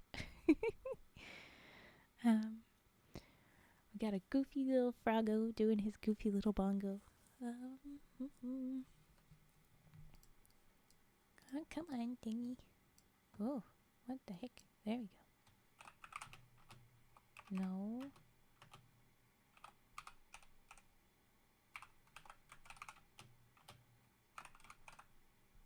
There we go. The only Poe poem, you know. Well, it's the short stories, but yes, it's a classic. The ones I knew before this book were The Raven, and I knew vaguely about Telltale Heart. But then I knew The Raven, The Bells, Telltale Heart, and I knew of Black Cat and I hadn't read it. But now I'm making sure I read all of them. The story always freaked me out when I was younger. Yeah. I have a friend that wants to get a tattoo of something that uses some of the imagery of this, but a little bit different. I helped them kind of think through and design it, but then we lost the paper that had that tattoo design on it, so I don't know where it'll be. But anyway, okay. Telltale Heart. Do. I remember seeing a stage play based on it, and it scared me. Oh, that would be fun. Oh, okay. Anyway, here we go. The Telltale Heart. True. Nervous, very, very dreadfully nervous. I had been and am. But why will you say that I am mad? The disease had sharpened my senses, not destroyed, not dulled them. Above all was the sense of hearing acute. I heard all things in the heaven and in the earth. I heard many things in hell. How then am I mad? Hearken, and observe how healthily, how calmly I can tell you the whole story. Sage play with the monkey's paw. Oh, the monkey's paw. Fun one. The school age me somehow thought there would be a mangled corpse. Fair. Getting spooked. Yeah. That one's a spoopy one too. Okay. Sorry. Okay. I can tell the whole story. It is impossible to say how first the idea entered my brain, but once conceived it haunted me day and night. Object there was none. Passion there was none. I loved the old man. He had never wronged me. He had never given me insult. For his gold I had no desire. I think it was his eye. Yes, it was this. He had the eye of a vulture, a pale blue eye with a film over it. Whenever it fell upon me, my blood ran cold, and so by degrees, very gradually, I made up my mind to take the life of the old man, and thus rid myself of the eye forever.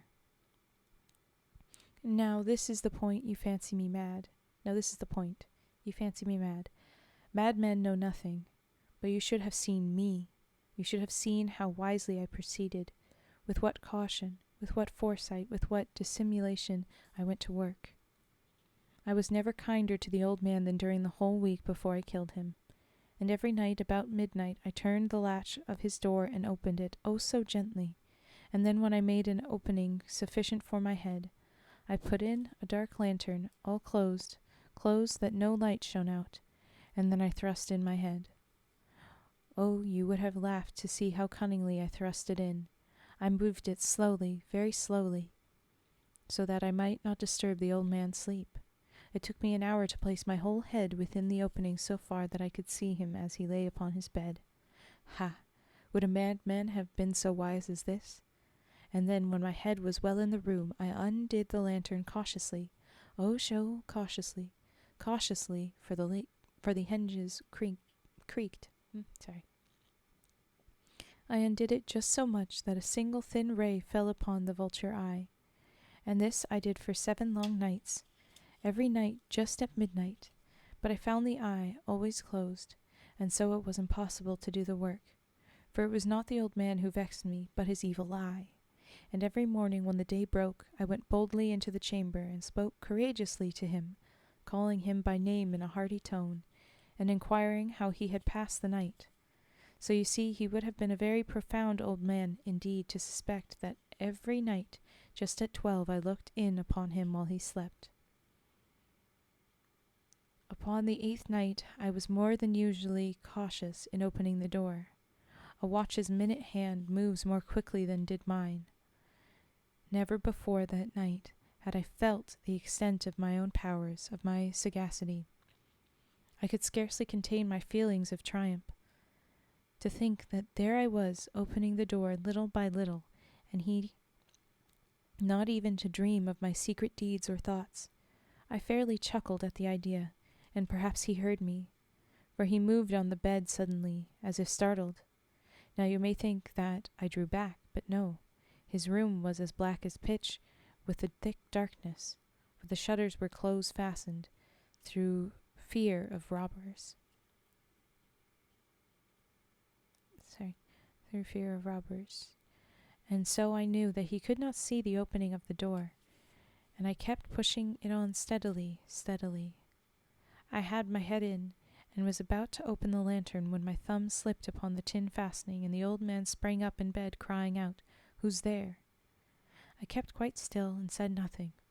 For a whole hour I did not move a muscle, and in the meantime I did not hear him lie down. He was still sitting up in the bed listening, just as I had done, night after night, hearkening to the death watches in the wall. Presently I heard a slight groan, and I knew it was the groan of mortal terror. It was not a groan of pain or of grief, oh no. It was the low stifled sound that arises from the bottom of the soul when overcharged with awe.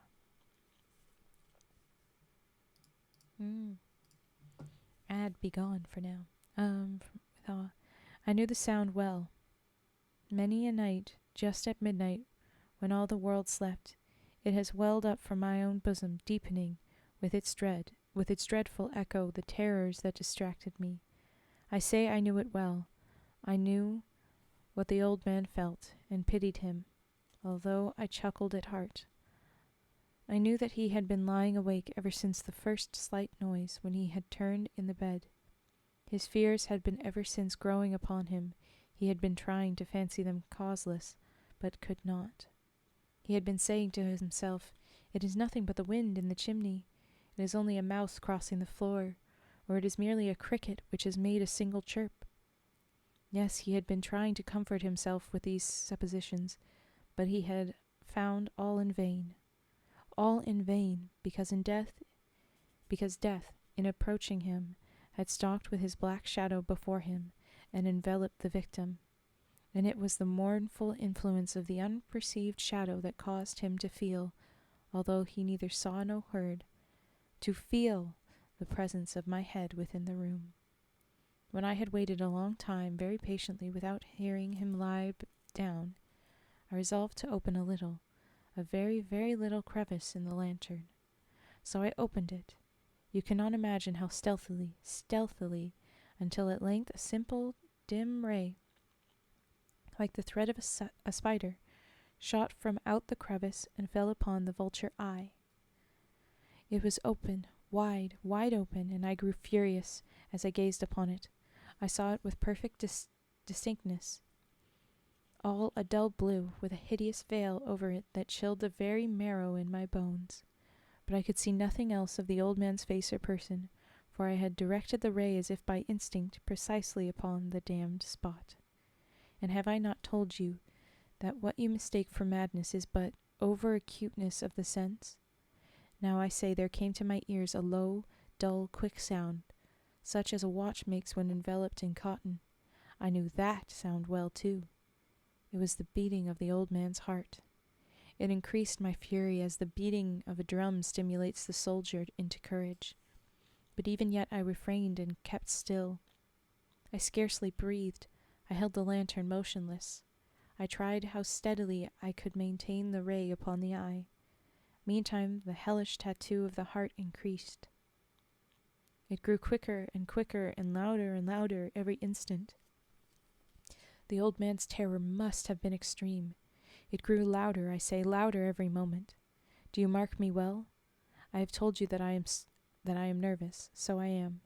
And now, at the dead hour of night, amid the dreadful silence of that old house, so strange a noise as this excited me to uncontrollable terror. Yet, for some minutes longer,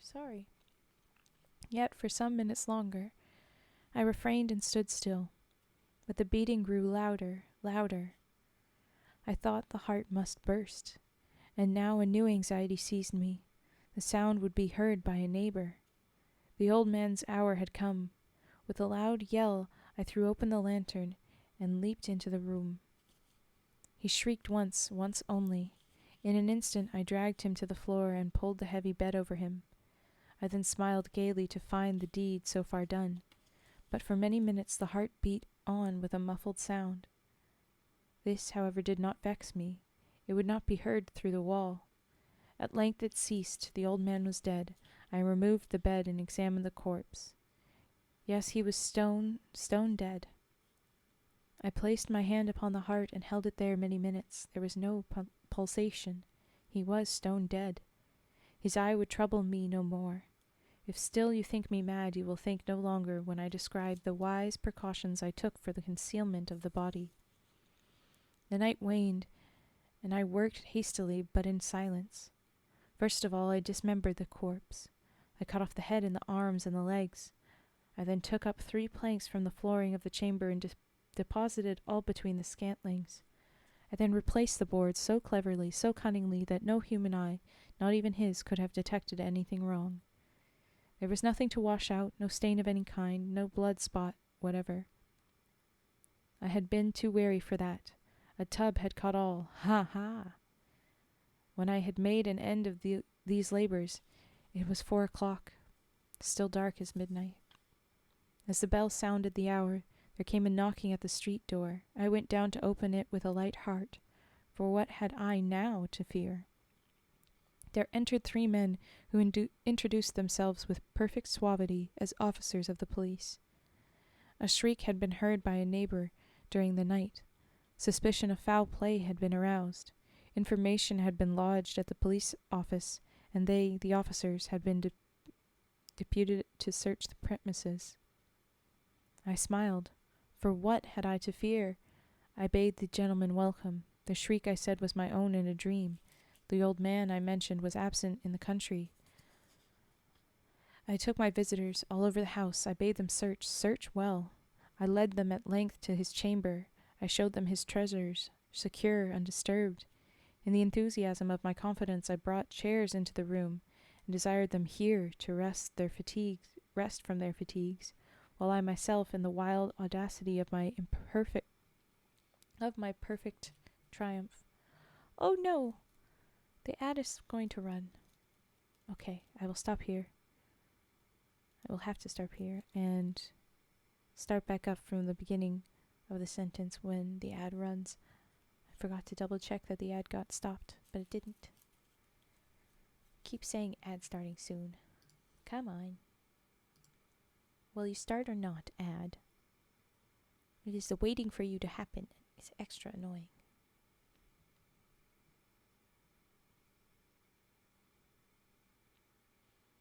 As I try to shake my head, my whole model moves. It's weird.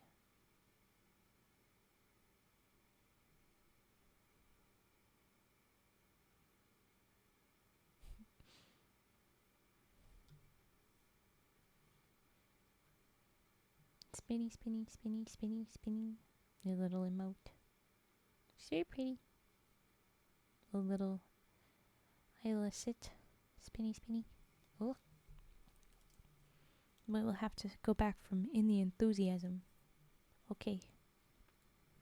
In the enthusiasm of my confidence, I brought chairs into the room and desired them here to rest from their fatigues, while I myself, in the wild audacity of my perfect triumph, placed my own seat upon the very spot beneath which reposed the corpse of the victim.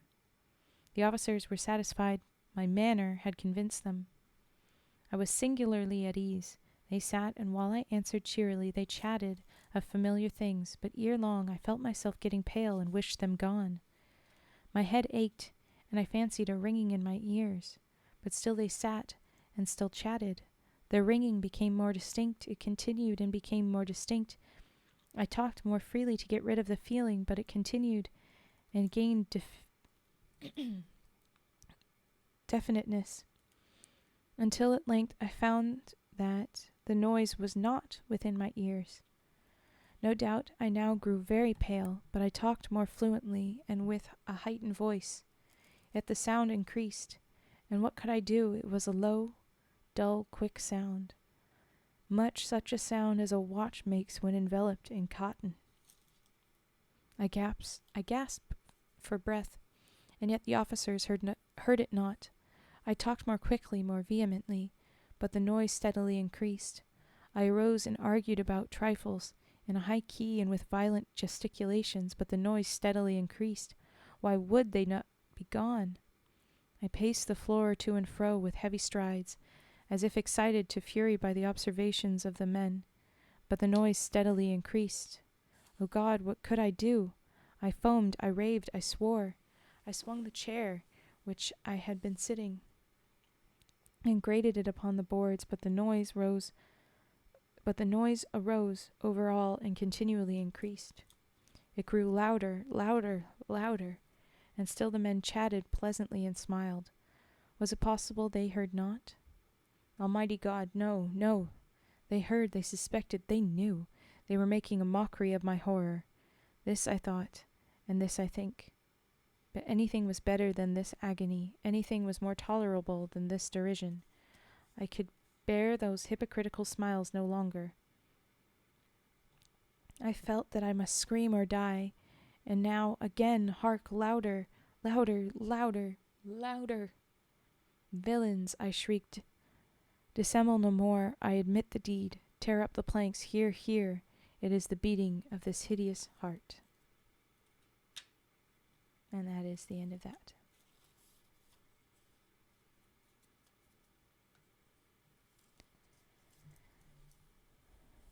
That was The Telltale Heart. And I gotta say, I love the way he writes it because it really feels like a real, proper mad person. Someone not well, that is violent, thinking that they are being very clever, and figured it out. How he was concerned about the heart being so loud, but he had no thoughts to how the shriek was loud. And then how he gets driven, with the guilt. Even the way he was so certain, and then I did this, and they didn't suspect a thing. And so then when it got louder, I had to get louder myself. I had to be loud and weird and make a bunch of, start picking fights because that will cover up the sound, as if all of that weird action wouldn't make them concerned. It's just very interesting. But okay, that was that one. And this is a break again.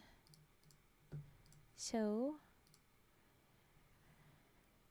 redeems. If you have redeems, and I'll be picking out, I'll make sure I know what the next poems are, because it is poems again next.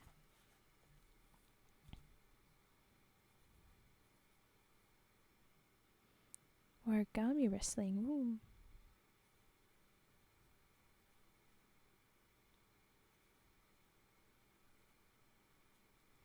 I'm just writing out poem names for another moment.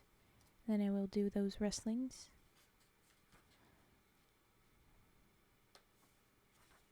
Oh yes, okay.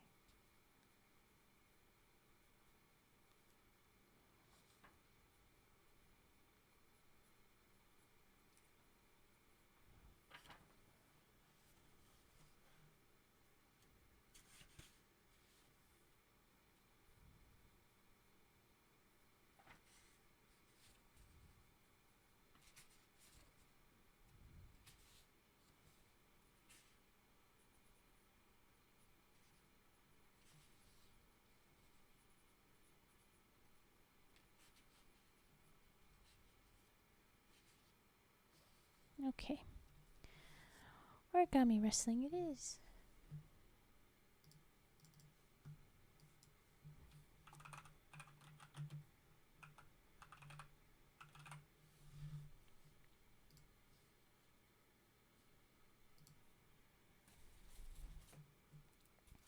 Now it's a new basket, so there's not as much fun sounds, but we'll see what we get.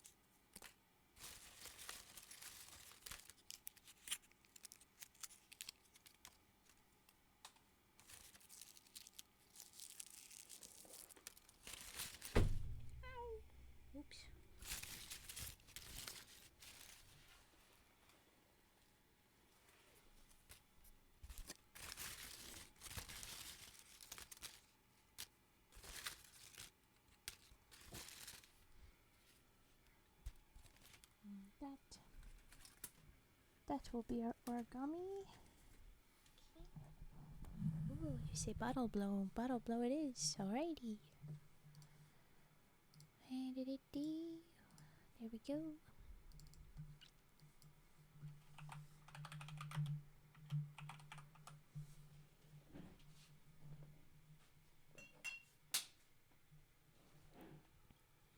Alright.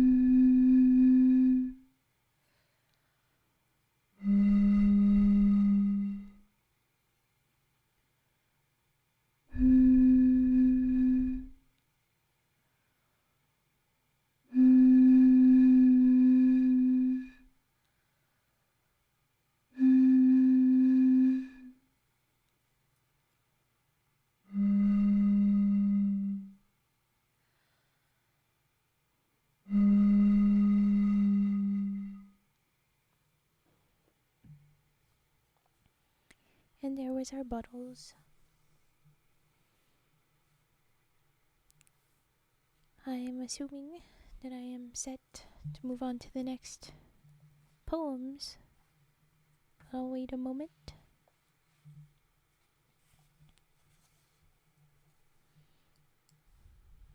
The next poem will be called Over the Parapet.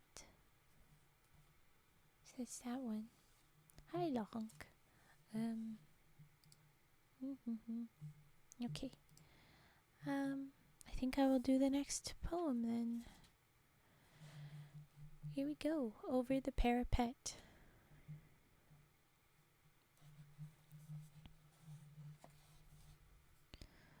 All day long, when the shells sail over, I stand at the sandbags and take my chance.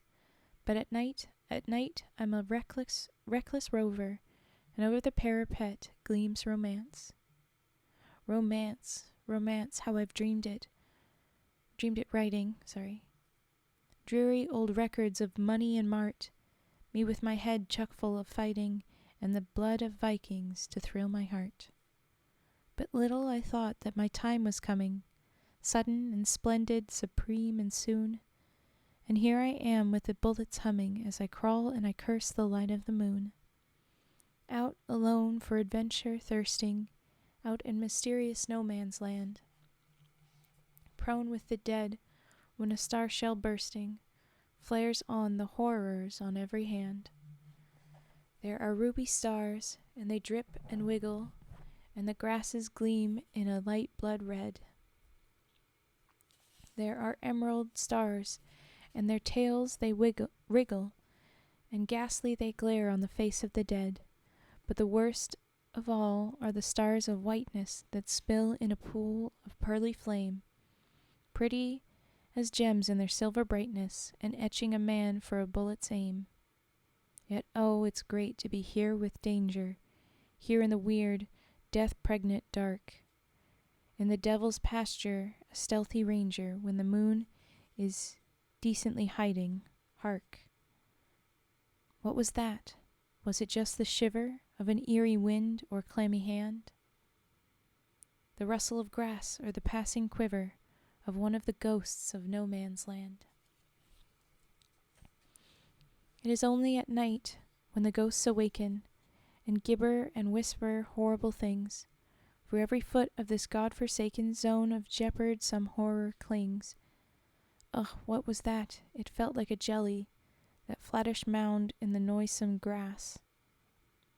You 3 big rats running free of its belly, out of my way and let me pass. But if there's horror, there's beauty, wonder. The trench lights gleam and the rockets play. That flood of magnificent orange yonder is a battery blazing miles away. With a rush and a singing, a great shell passes. The rifles resentfully bicker and brawl, and here I crouch in the dew-drenched grasses, and look and listen and love it all. God, what a life! But I must make haste now, before the shadow of night be spent. It's little the time there is to waste now, if I do the job for which I was sent. My bombs are right and my clippers ready, and I wriggle out to the chosen place, when I hear a rustle. ... steady, ... steady. Who am I staring slap in the face? There in the dark I can hear him breathing, a foot away, and as still as death, and my heart beats hard and my brain is seething, and I know he's a Hun by the smell of his breath. Then, will you surrender, I whisper hoarsely, for it's death, swift death to utter a cry. English Schweinhund, he murmurs coarsely. Then we'll fight out in the dark, say I. So we grip and we slip and we trip and wrestle, there in the gutter of no man's land. I feel my nails in his windpipe nestle, and he tries to gouge, but I bite his hand. And he tries to squeal, but I squeeze him tighter. Now, I say, I can kill you fine, but tell me first, you Teutonic blighter, have you any children? He answers, 9. 9? Well, I cannot kill such a father. So, okay, he answered N-E-I-N, 9, and then the next verse starts with N-I-N-E, exclamation point, 9? Sorry, so, language barrier. 9? Well, I cannot kill such a father, so I tie his hands and leave him there. Do I finish my little job? Well, rather. And I get home safe with some light to spare. Hey ho, by day it's just prosy duty, doing the same old song and dance. But oh, with the night, joy, glory, beauty, over the parapet, life, romance. And that's the end of that one. I'm intrigued by his use of the word romance repeatedly on that. Of course, my modern view is, please tell me it was some gay soldiers, but I have a feeling that he's saying that he was just too excited to kill things like that and to be all stealthy. Oh well. Okay, the next one. The Ballad of Soulful Sam.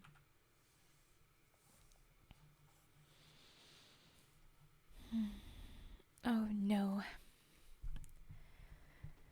We have an accent. It's just a classic, but here we go.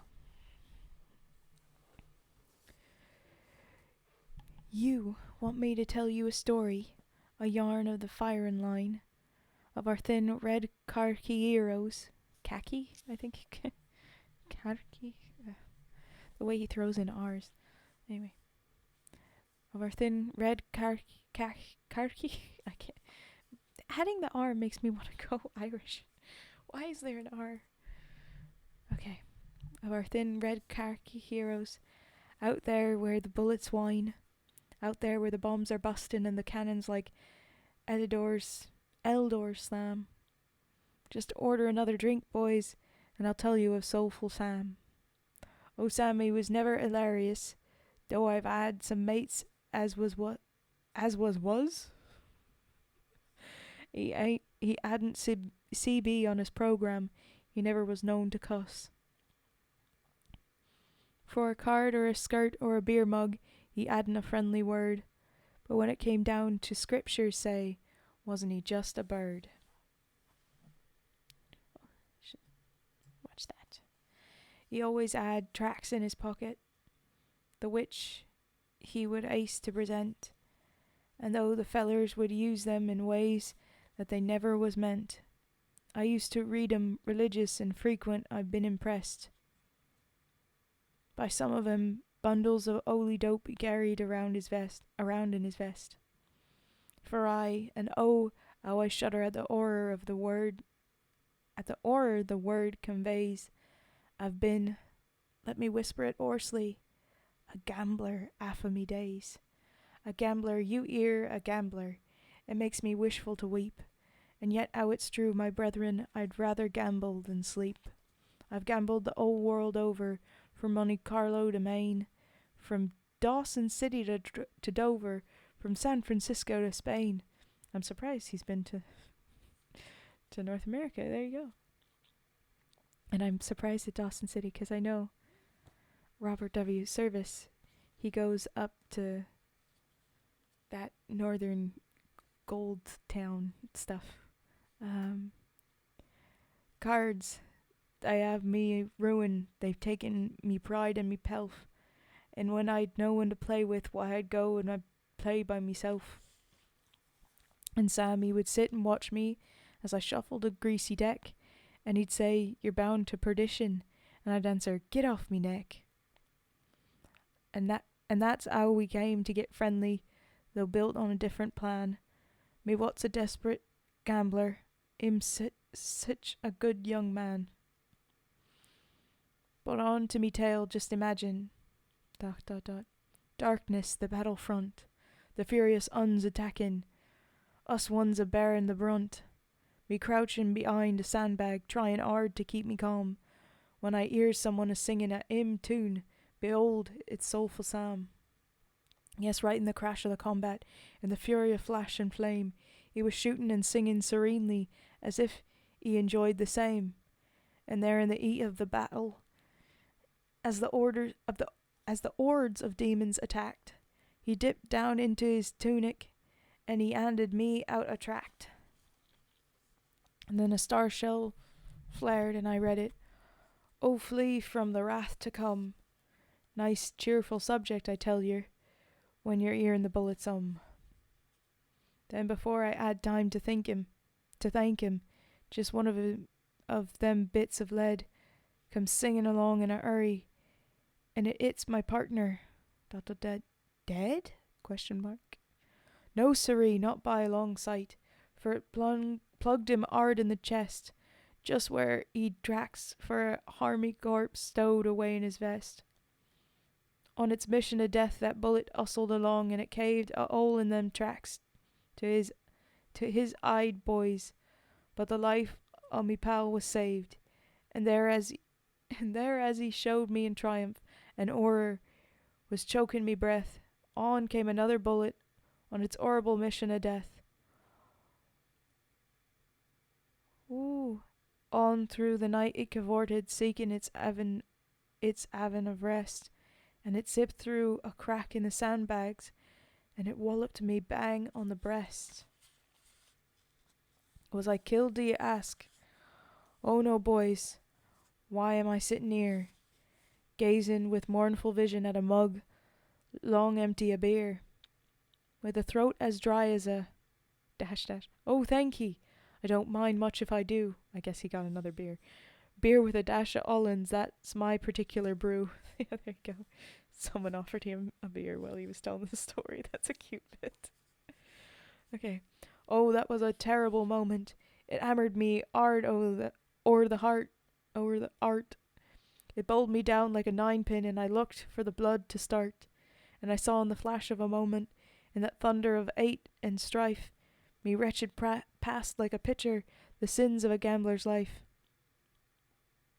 For I had no tracks to save me to thwart that mad missile's doom. I had no pious pamphlets to help me cheat the tomb. I had no holy leaflets to baffle a bullet's aim. I'd only a deck of card, boys, but ... it seemed to do just the same. So, one man saved by a Bible or songs or something, and then another man saved by his cards. And I love that it's interrupted with someone offering him a beer. He's like, "Was I killed? Oh no, I'm sitting here, and I, with a mug of beer that's very empty." Like, he makes sure to wind in his empty beer in the poem. And so then they're like, okay, fine, what do you want? And he says, oh, there, oh, okay, thank you. He says, oh, thank you. I don't mind much if I do. Beer with a dash of Ollens, that's my particular brew. So cute. But yeah, the Ballad of Soulful Sam. See, this is the more upbeat poems that I know from him. Nice job with the accent. I had fun. Hi, Velgor. Hi, Brady. Looks like you're having fun. Yes, with very somber poems, I am having some fun with accents. Yesterday I did a terrible attempt at Scottish. It was apparently pretty okay at the start, but then it got worse and worse because I couldn't hold on to it in my head. But I just love that. What I was saying though, he has Robert W. Service that I'm reading from right now. He has more upbeat and more story poems that usually their titles sound more like The Ballad of Soulful Sam. And eventually I will read them because they're the ones that I heard of when I got this empty book looking thing. I was like, oh, okay, this old book, I should look up who this guy is if he's much. And this is not the book that he's most known for sure. He has some interesting ones from way up north. Gold Rush in like super far up north. They mentioned San Francisco as well in this one, but when it said Dawson City and San Francisco, I was like, ooh, yeah, okay, so he's been gambling in the Gold Rush towns, because this is 1916, not too long before it would have been busy for that, but at this point it's dying away. But then also Monte Carlo, well, that's obvious for gambling. Maine, a whole ass state, okay. Dover and Spain, a whole ass country, very vague. But Dover, that's close to him. That wouldn't have been so surprising. But anyway, I just, it's interesting that he worked that stuff in. But okay, the next one is Only a Boche, which we've well established is not on our boys' team.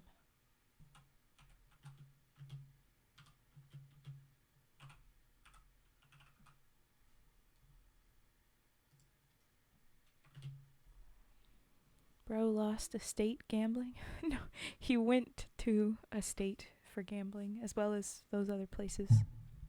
Or else he would have lost all of Spain as well. Which is impressive. True. Okay, Only a Boche. Oh, this whole time it said current trigger. It should say, come along now. Now, reading. There you go. Get it together, Raven. Ah. Okay. Anyway, Only a Boche. We brought him in from between the lines. We'd better have let him lie. For what's the use of risking one skin for a type that's going to die? I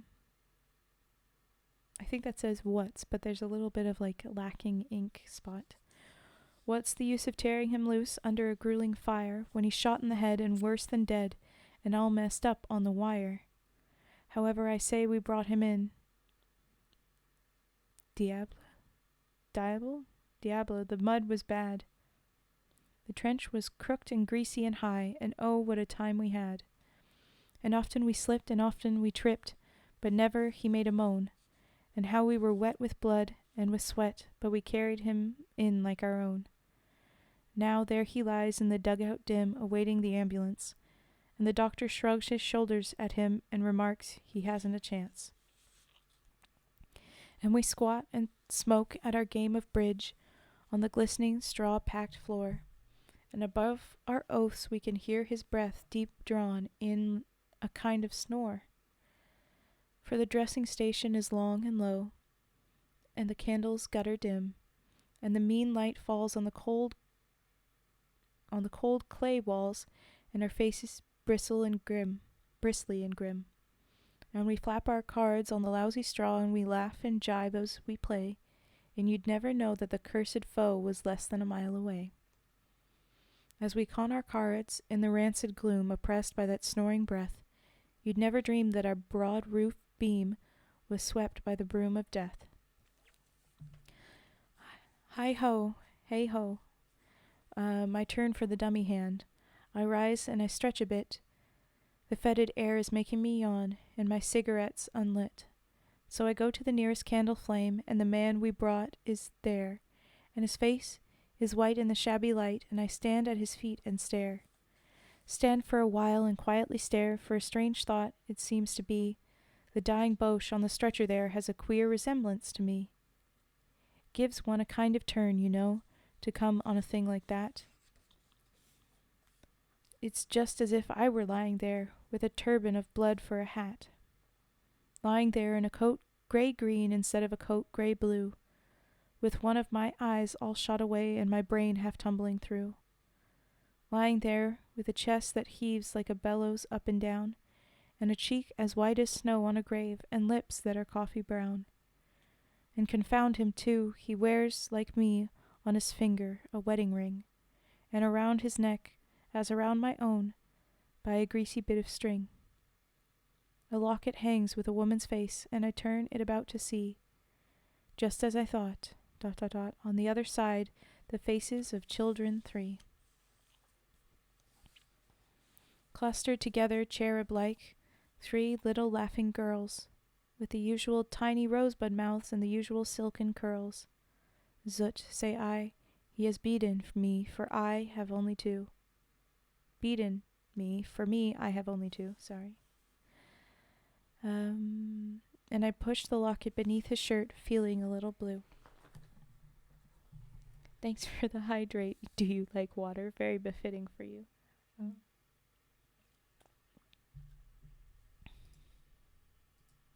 Okay. Oh, it isn't cheerful to see a man, the marvelous work of God, crushed in the mutilation mill, crushed to a smeary clod. Oh, it isn't cheerful to hear him moan, but it isn't that I mind. It isn't the anguish that goes with him, it's the anguish he leaves behind. For this going opens a tragic door that gives one a world of pain, and the death he dies, those who live and love will die again and again. So here I am at my cards once more, but it's kind of spoiling my play, thinking of those 3 brats of his so many a mile away. War is war, and he's only a Boche, and we all of us take our chance. But all the same, I'll be mighty glad when I'm hearing the ambulance. One foe the less, but all the same I'm heartily glad I'm not the man who gave him his broken head, the sniper who fired the shot. No trumps, you make it, I think you said? You'll pardon me if I err. For a moment I thought of other things. Mon Dieu, quelle vache de guerre. So, the very last line, it's kind of similar to our last poem where he broke to be asking for a drink. He breaks at the end. Oh, right, the card game. No suit, no trump. Sorry. Yeah. And then that last line in French. Fun. Okay, 2 more poems before we wrap up the stream, probably. But we still have poems to read, so let's do those. Here we go. The next one is Pilgrims.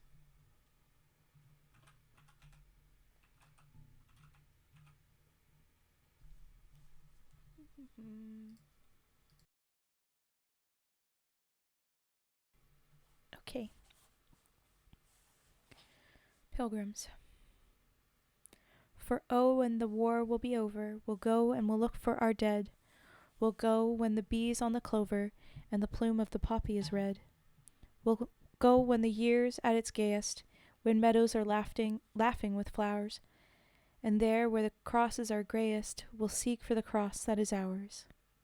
For they cry to us, friends, we are lonely, a-weary the night and the day, but come in the blossom time only, come when our graves will be gay, when the daffodils all blowing all are a-blowing, and the larks are a-thrilling the skies. Oh, come with the hearts of you glowing, and the joy of the spring in your eyes. But never, oh never come sighing, for ours was the splendid release, and oh, but 'twas joy in the dying to know we were winning you peace. So come when the valleys are sheening, and fledged with the promise of grain, and here where our graves will be greening, just smile and be happy again. And so when the war will be over, we'll seek for the wonderful one, and maiden will look for her lover, and mother will look for her son. And there will be end to our grieving, and gladness will gleam over loss, as glory beyond all believing, we point, ... to a name on a cross. A quick one. And now the last one, My Prisoner.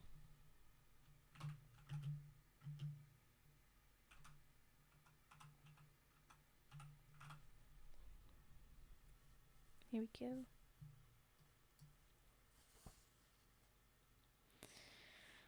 And we're ending with an accent. Be glad. It's just a classic, but here we go again. Some fun in this dreariness. We was in a crumple, 'im and me, fightin' with our bayonets as we, fightin' hard as 'ell we was, fightin' fierce as fire because it was 'im or me as must be downed. 'E was twice as big as me, I was 'alf the weight of 'e, we was like a terrier and a 'ound. Okay. Struth, but 'e was sich a handsome bloke. Me, I'm 'andsome as a chunk of a coke. What? I've never heard that saying. Handsome as a chunk of coke? What? Okay. Did I give it 'im? Not 'arf. Why, it fairly made me laugh. 'Cause 'is bloomin' bellows wasn't sound. Couldn't fight for monkey's nuts. Soon I gets 'im in the guts. There 'e lies a-floppin' on the ground. In I goes to finish up the job. Quick 'e throws 'is 'ands above 'is knob, speakin' English good as me. "'Tain't no use to kill," says 'e. "Can't yer take me prisoner instead?" "Why, I'd like to, sir," says I, "but yer knows the reason why. If we pokes our noses out, we're dead." Ooh. This isn't the same guy. No, okay. "Sorry, sir. Then on the other hand, as a gent like you must understand, if I 'olds you longer 'ere with your pals so wery near, it's me who'll 'ave a free trip to Berlin if I lets yer go away. Why, you'll fight another day. See the situation I am in. Anyway, I'll tell you what I'll do, being kind and seeing as it's you. Knowing 'ow it's cold, the feel of a 1/2 yard o' steel, I'll let yer 'ave a rifle ball instead. Now just think yerself in luck, ... 'Ere, old man, you keep 'em struck. Them saucy dukes o' yours above yer 'ead." 'Ow 'is mitts shot up, it made me smile. 'Ow 'e seemed to ponder for a while. Then 'e says, "It seems a shame, me a man what's known to fime. Give me blocks o' stone, I'll give yer gods. Whereas, pardon me, I'm sure, you, my friend, are still obscure, ... In war," says I, "that makes no blurry odds." Then says 'e, "I've painted pictures too, ... Oh dear God, the work I planned to do, and to think it's the end." "'Ere," says I, "my artist friend, don't you give yourself no friskin' airs. Pictures, statues, pictures, statues. Is that why you should be left to die? That the best ye done? Just say your prayers." Once again he seems to think a while, then he smiles a very haughty smile. "Why, no, sir, it's not the best. There's a locket next me breast. Picture of a gel whose eyes are blue. That's the best I've done," says he. "That's me daughter, aged 3. Blimey," says I've a nipper too. Straight I chucks my rifle to one side, shows him with a loving father's pride, me own little Mary Jane. Proud he shows me is Elaine, and we talks as friendly as can be. Then I helps him on his way. Hopes he's safe at home today. Wonders how would he have treated me? He wonders how he would have treated me if they had ended differently, I guess. But there, yeah, lots of very interesting phrases nestled into these stories. But that is the last of the poems. We can do some redeems, or I could probably read a few more. We've got a lot of Poe still to read. Next, we have the Cask of Amontillado, and then we have the Black Cat. And I think that's it for this little bookie. Yeah, that's it. But they are significant, significant books. The Black Cat being especially long.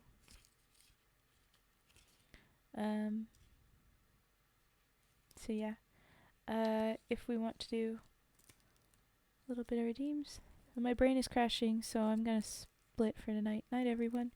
Good night, Cage. Sleep well. Rest. Yeah, we'll do redeems then, and then we'll raid out, and that will be a lovely way to end the night, and I'll be able to stick around a little bit before I must go. All right, comb twing. I'll get the comb. There we go. Gotta reassemble everything. Just adjust everybody around. Okay. I've got someone picked out for us. Perfect. You always do. It's so annoying how it does that. Okay.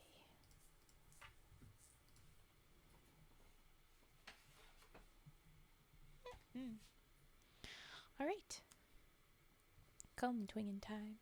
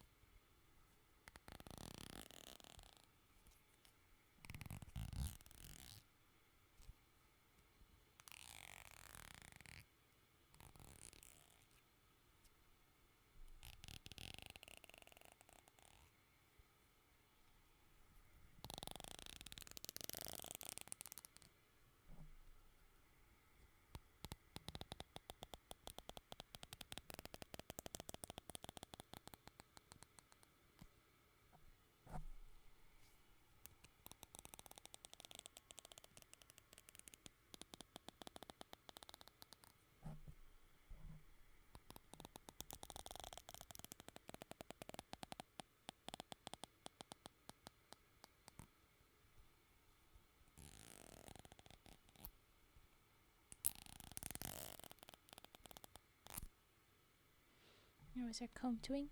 Thank you for the follow, Roberto123459. Thank you for joining us. Now mic arm sharpening. And then we will probably raid out. So prep all that. Please, Vet, tell me who we're headed to. Alright, mic arm sharpen.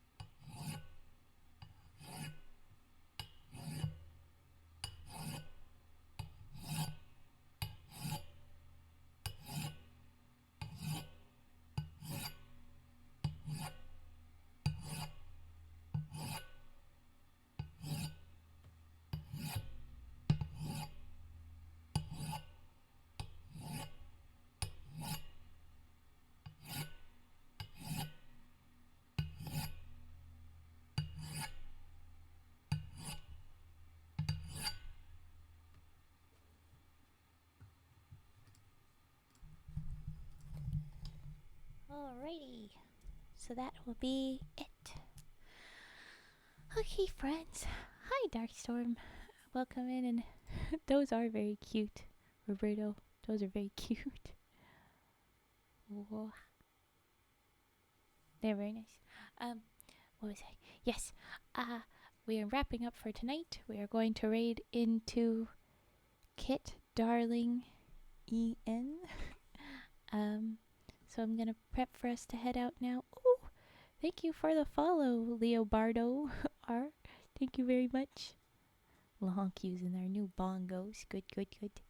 But we're going to raid out, so I'm going to say good night. Thank you so much for watching. Thank you for following my new friends that are new followers. Ooh, this is not quite. There we go. That's what we want. Fixed up so it's not cut off. But okay, we're gonna raid into this person. I'm gonna stick around just a little bit because I can. And then we're gonna go. We'll have origami tomorrow. I'm assuming I'm not gonna have any troubles. Oh goodness. Don't worry. I just saw something that's mildly concerned. And then, ooh, come along now. We'll also have the more poems tonight or tomorrow night and Poe stories. We'll probably finish off my little Edgar Allen Poe book, and then maybe we'll be able to finish off Rhymes of a Red Cross Man, the Robert Service. But yeah.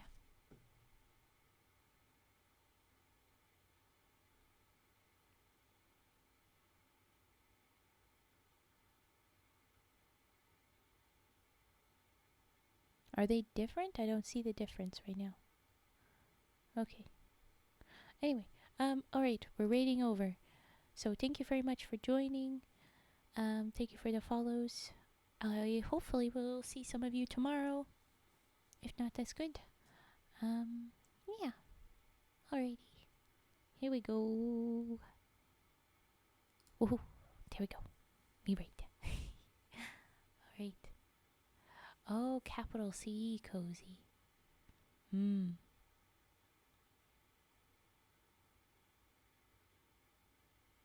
I have not bothered. Okay. And I send my first. No, wrong again. I always mix that up. Okay. Boop. We have raided in. Good night.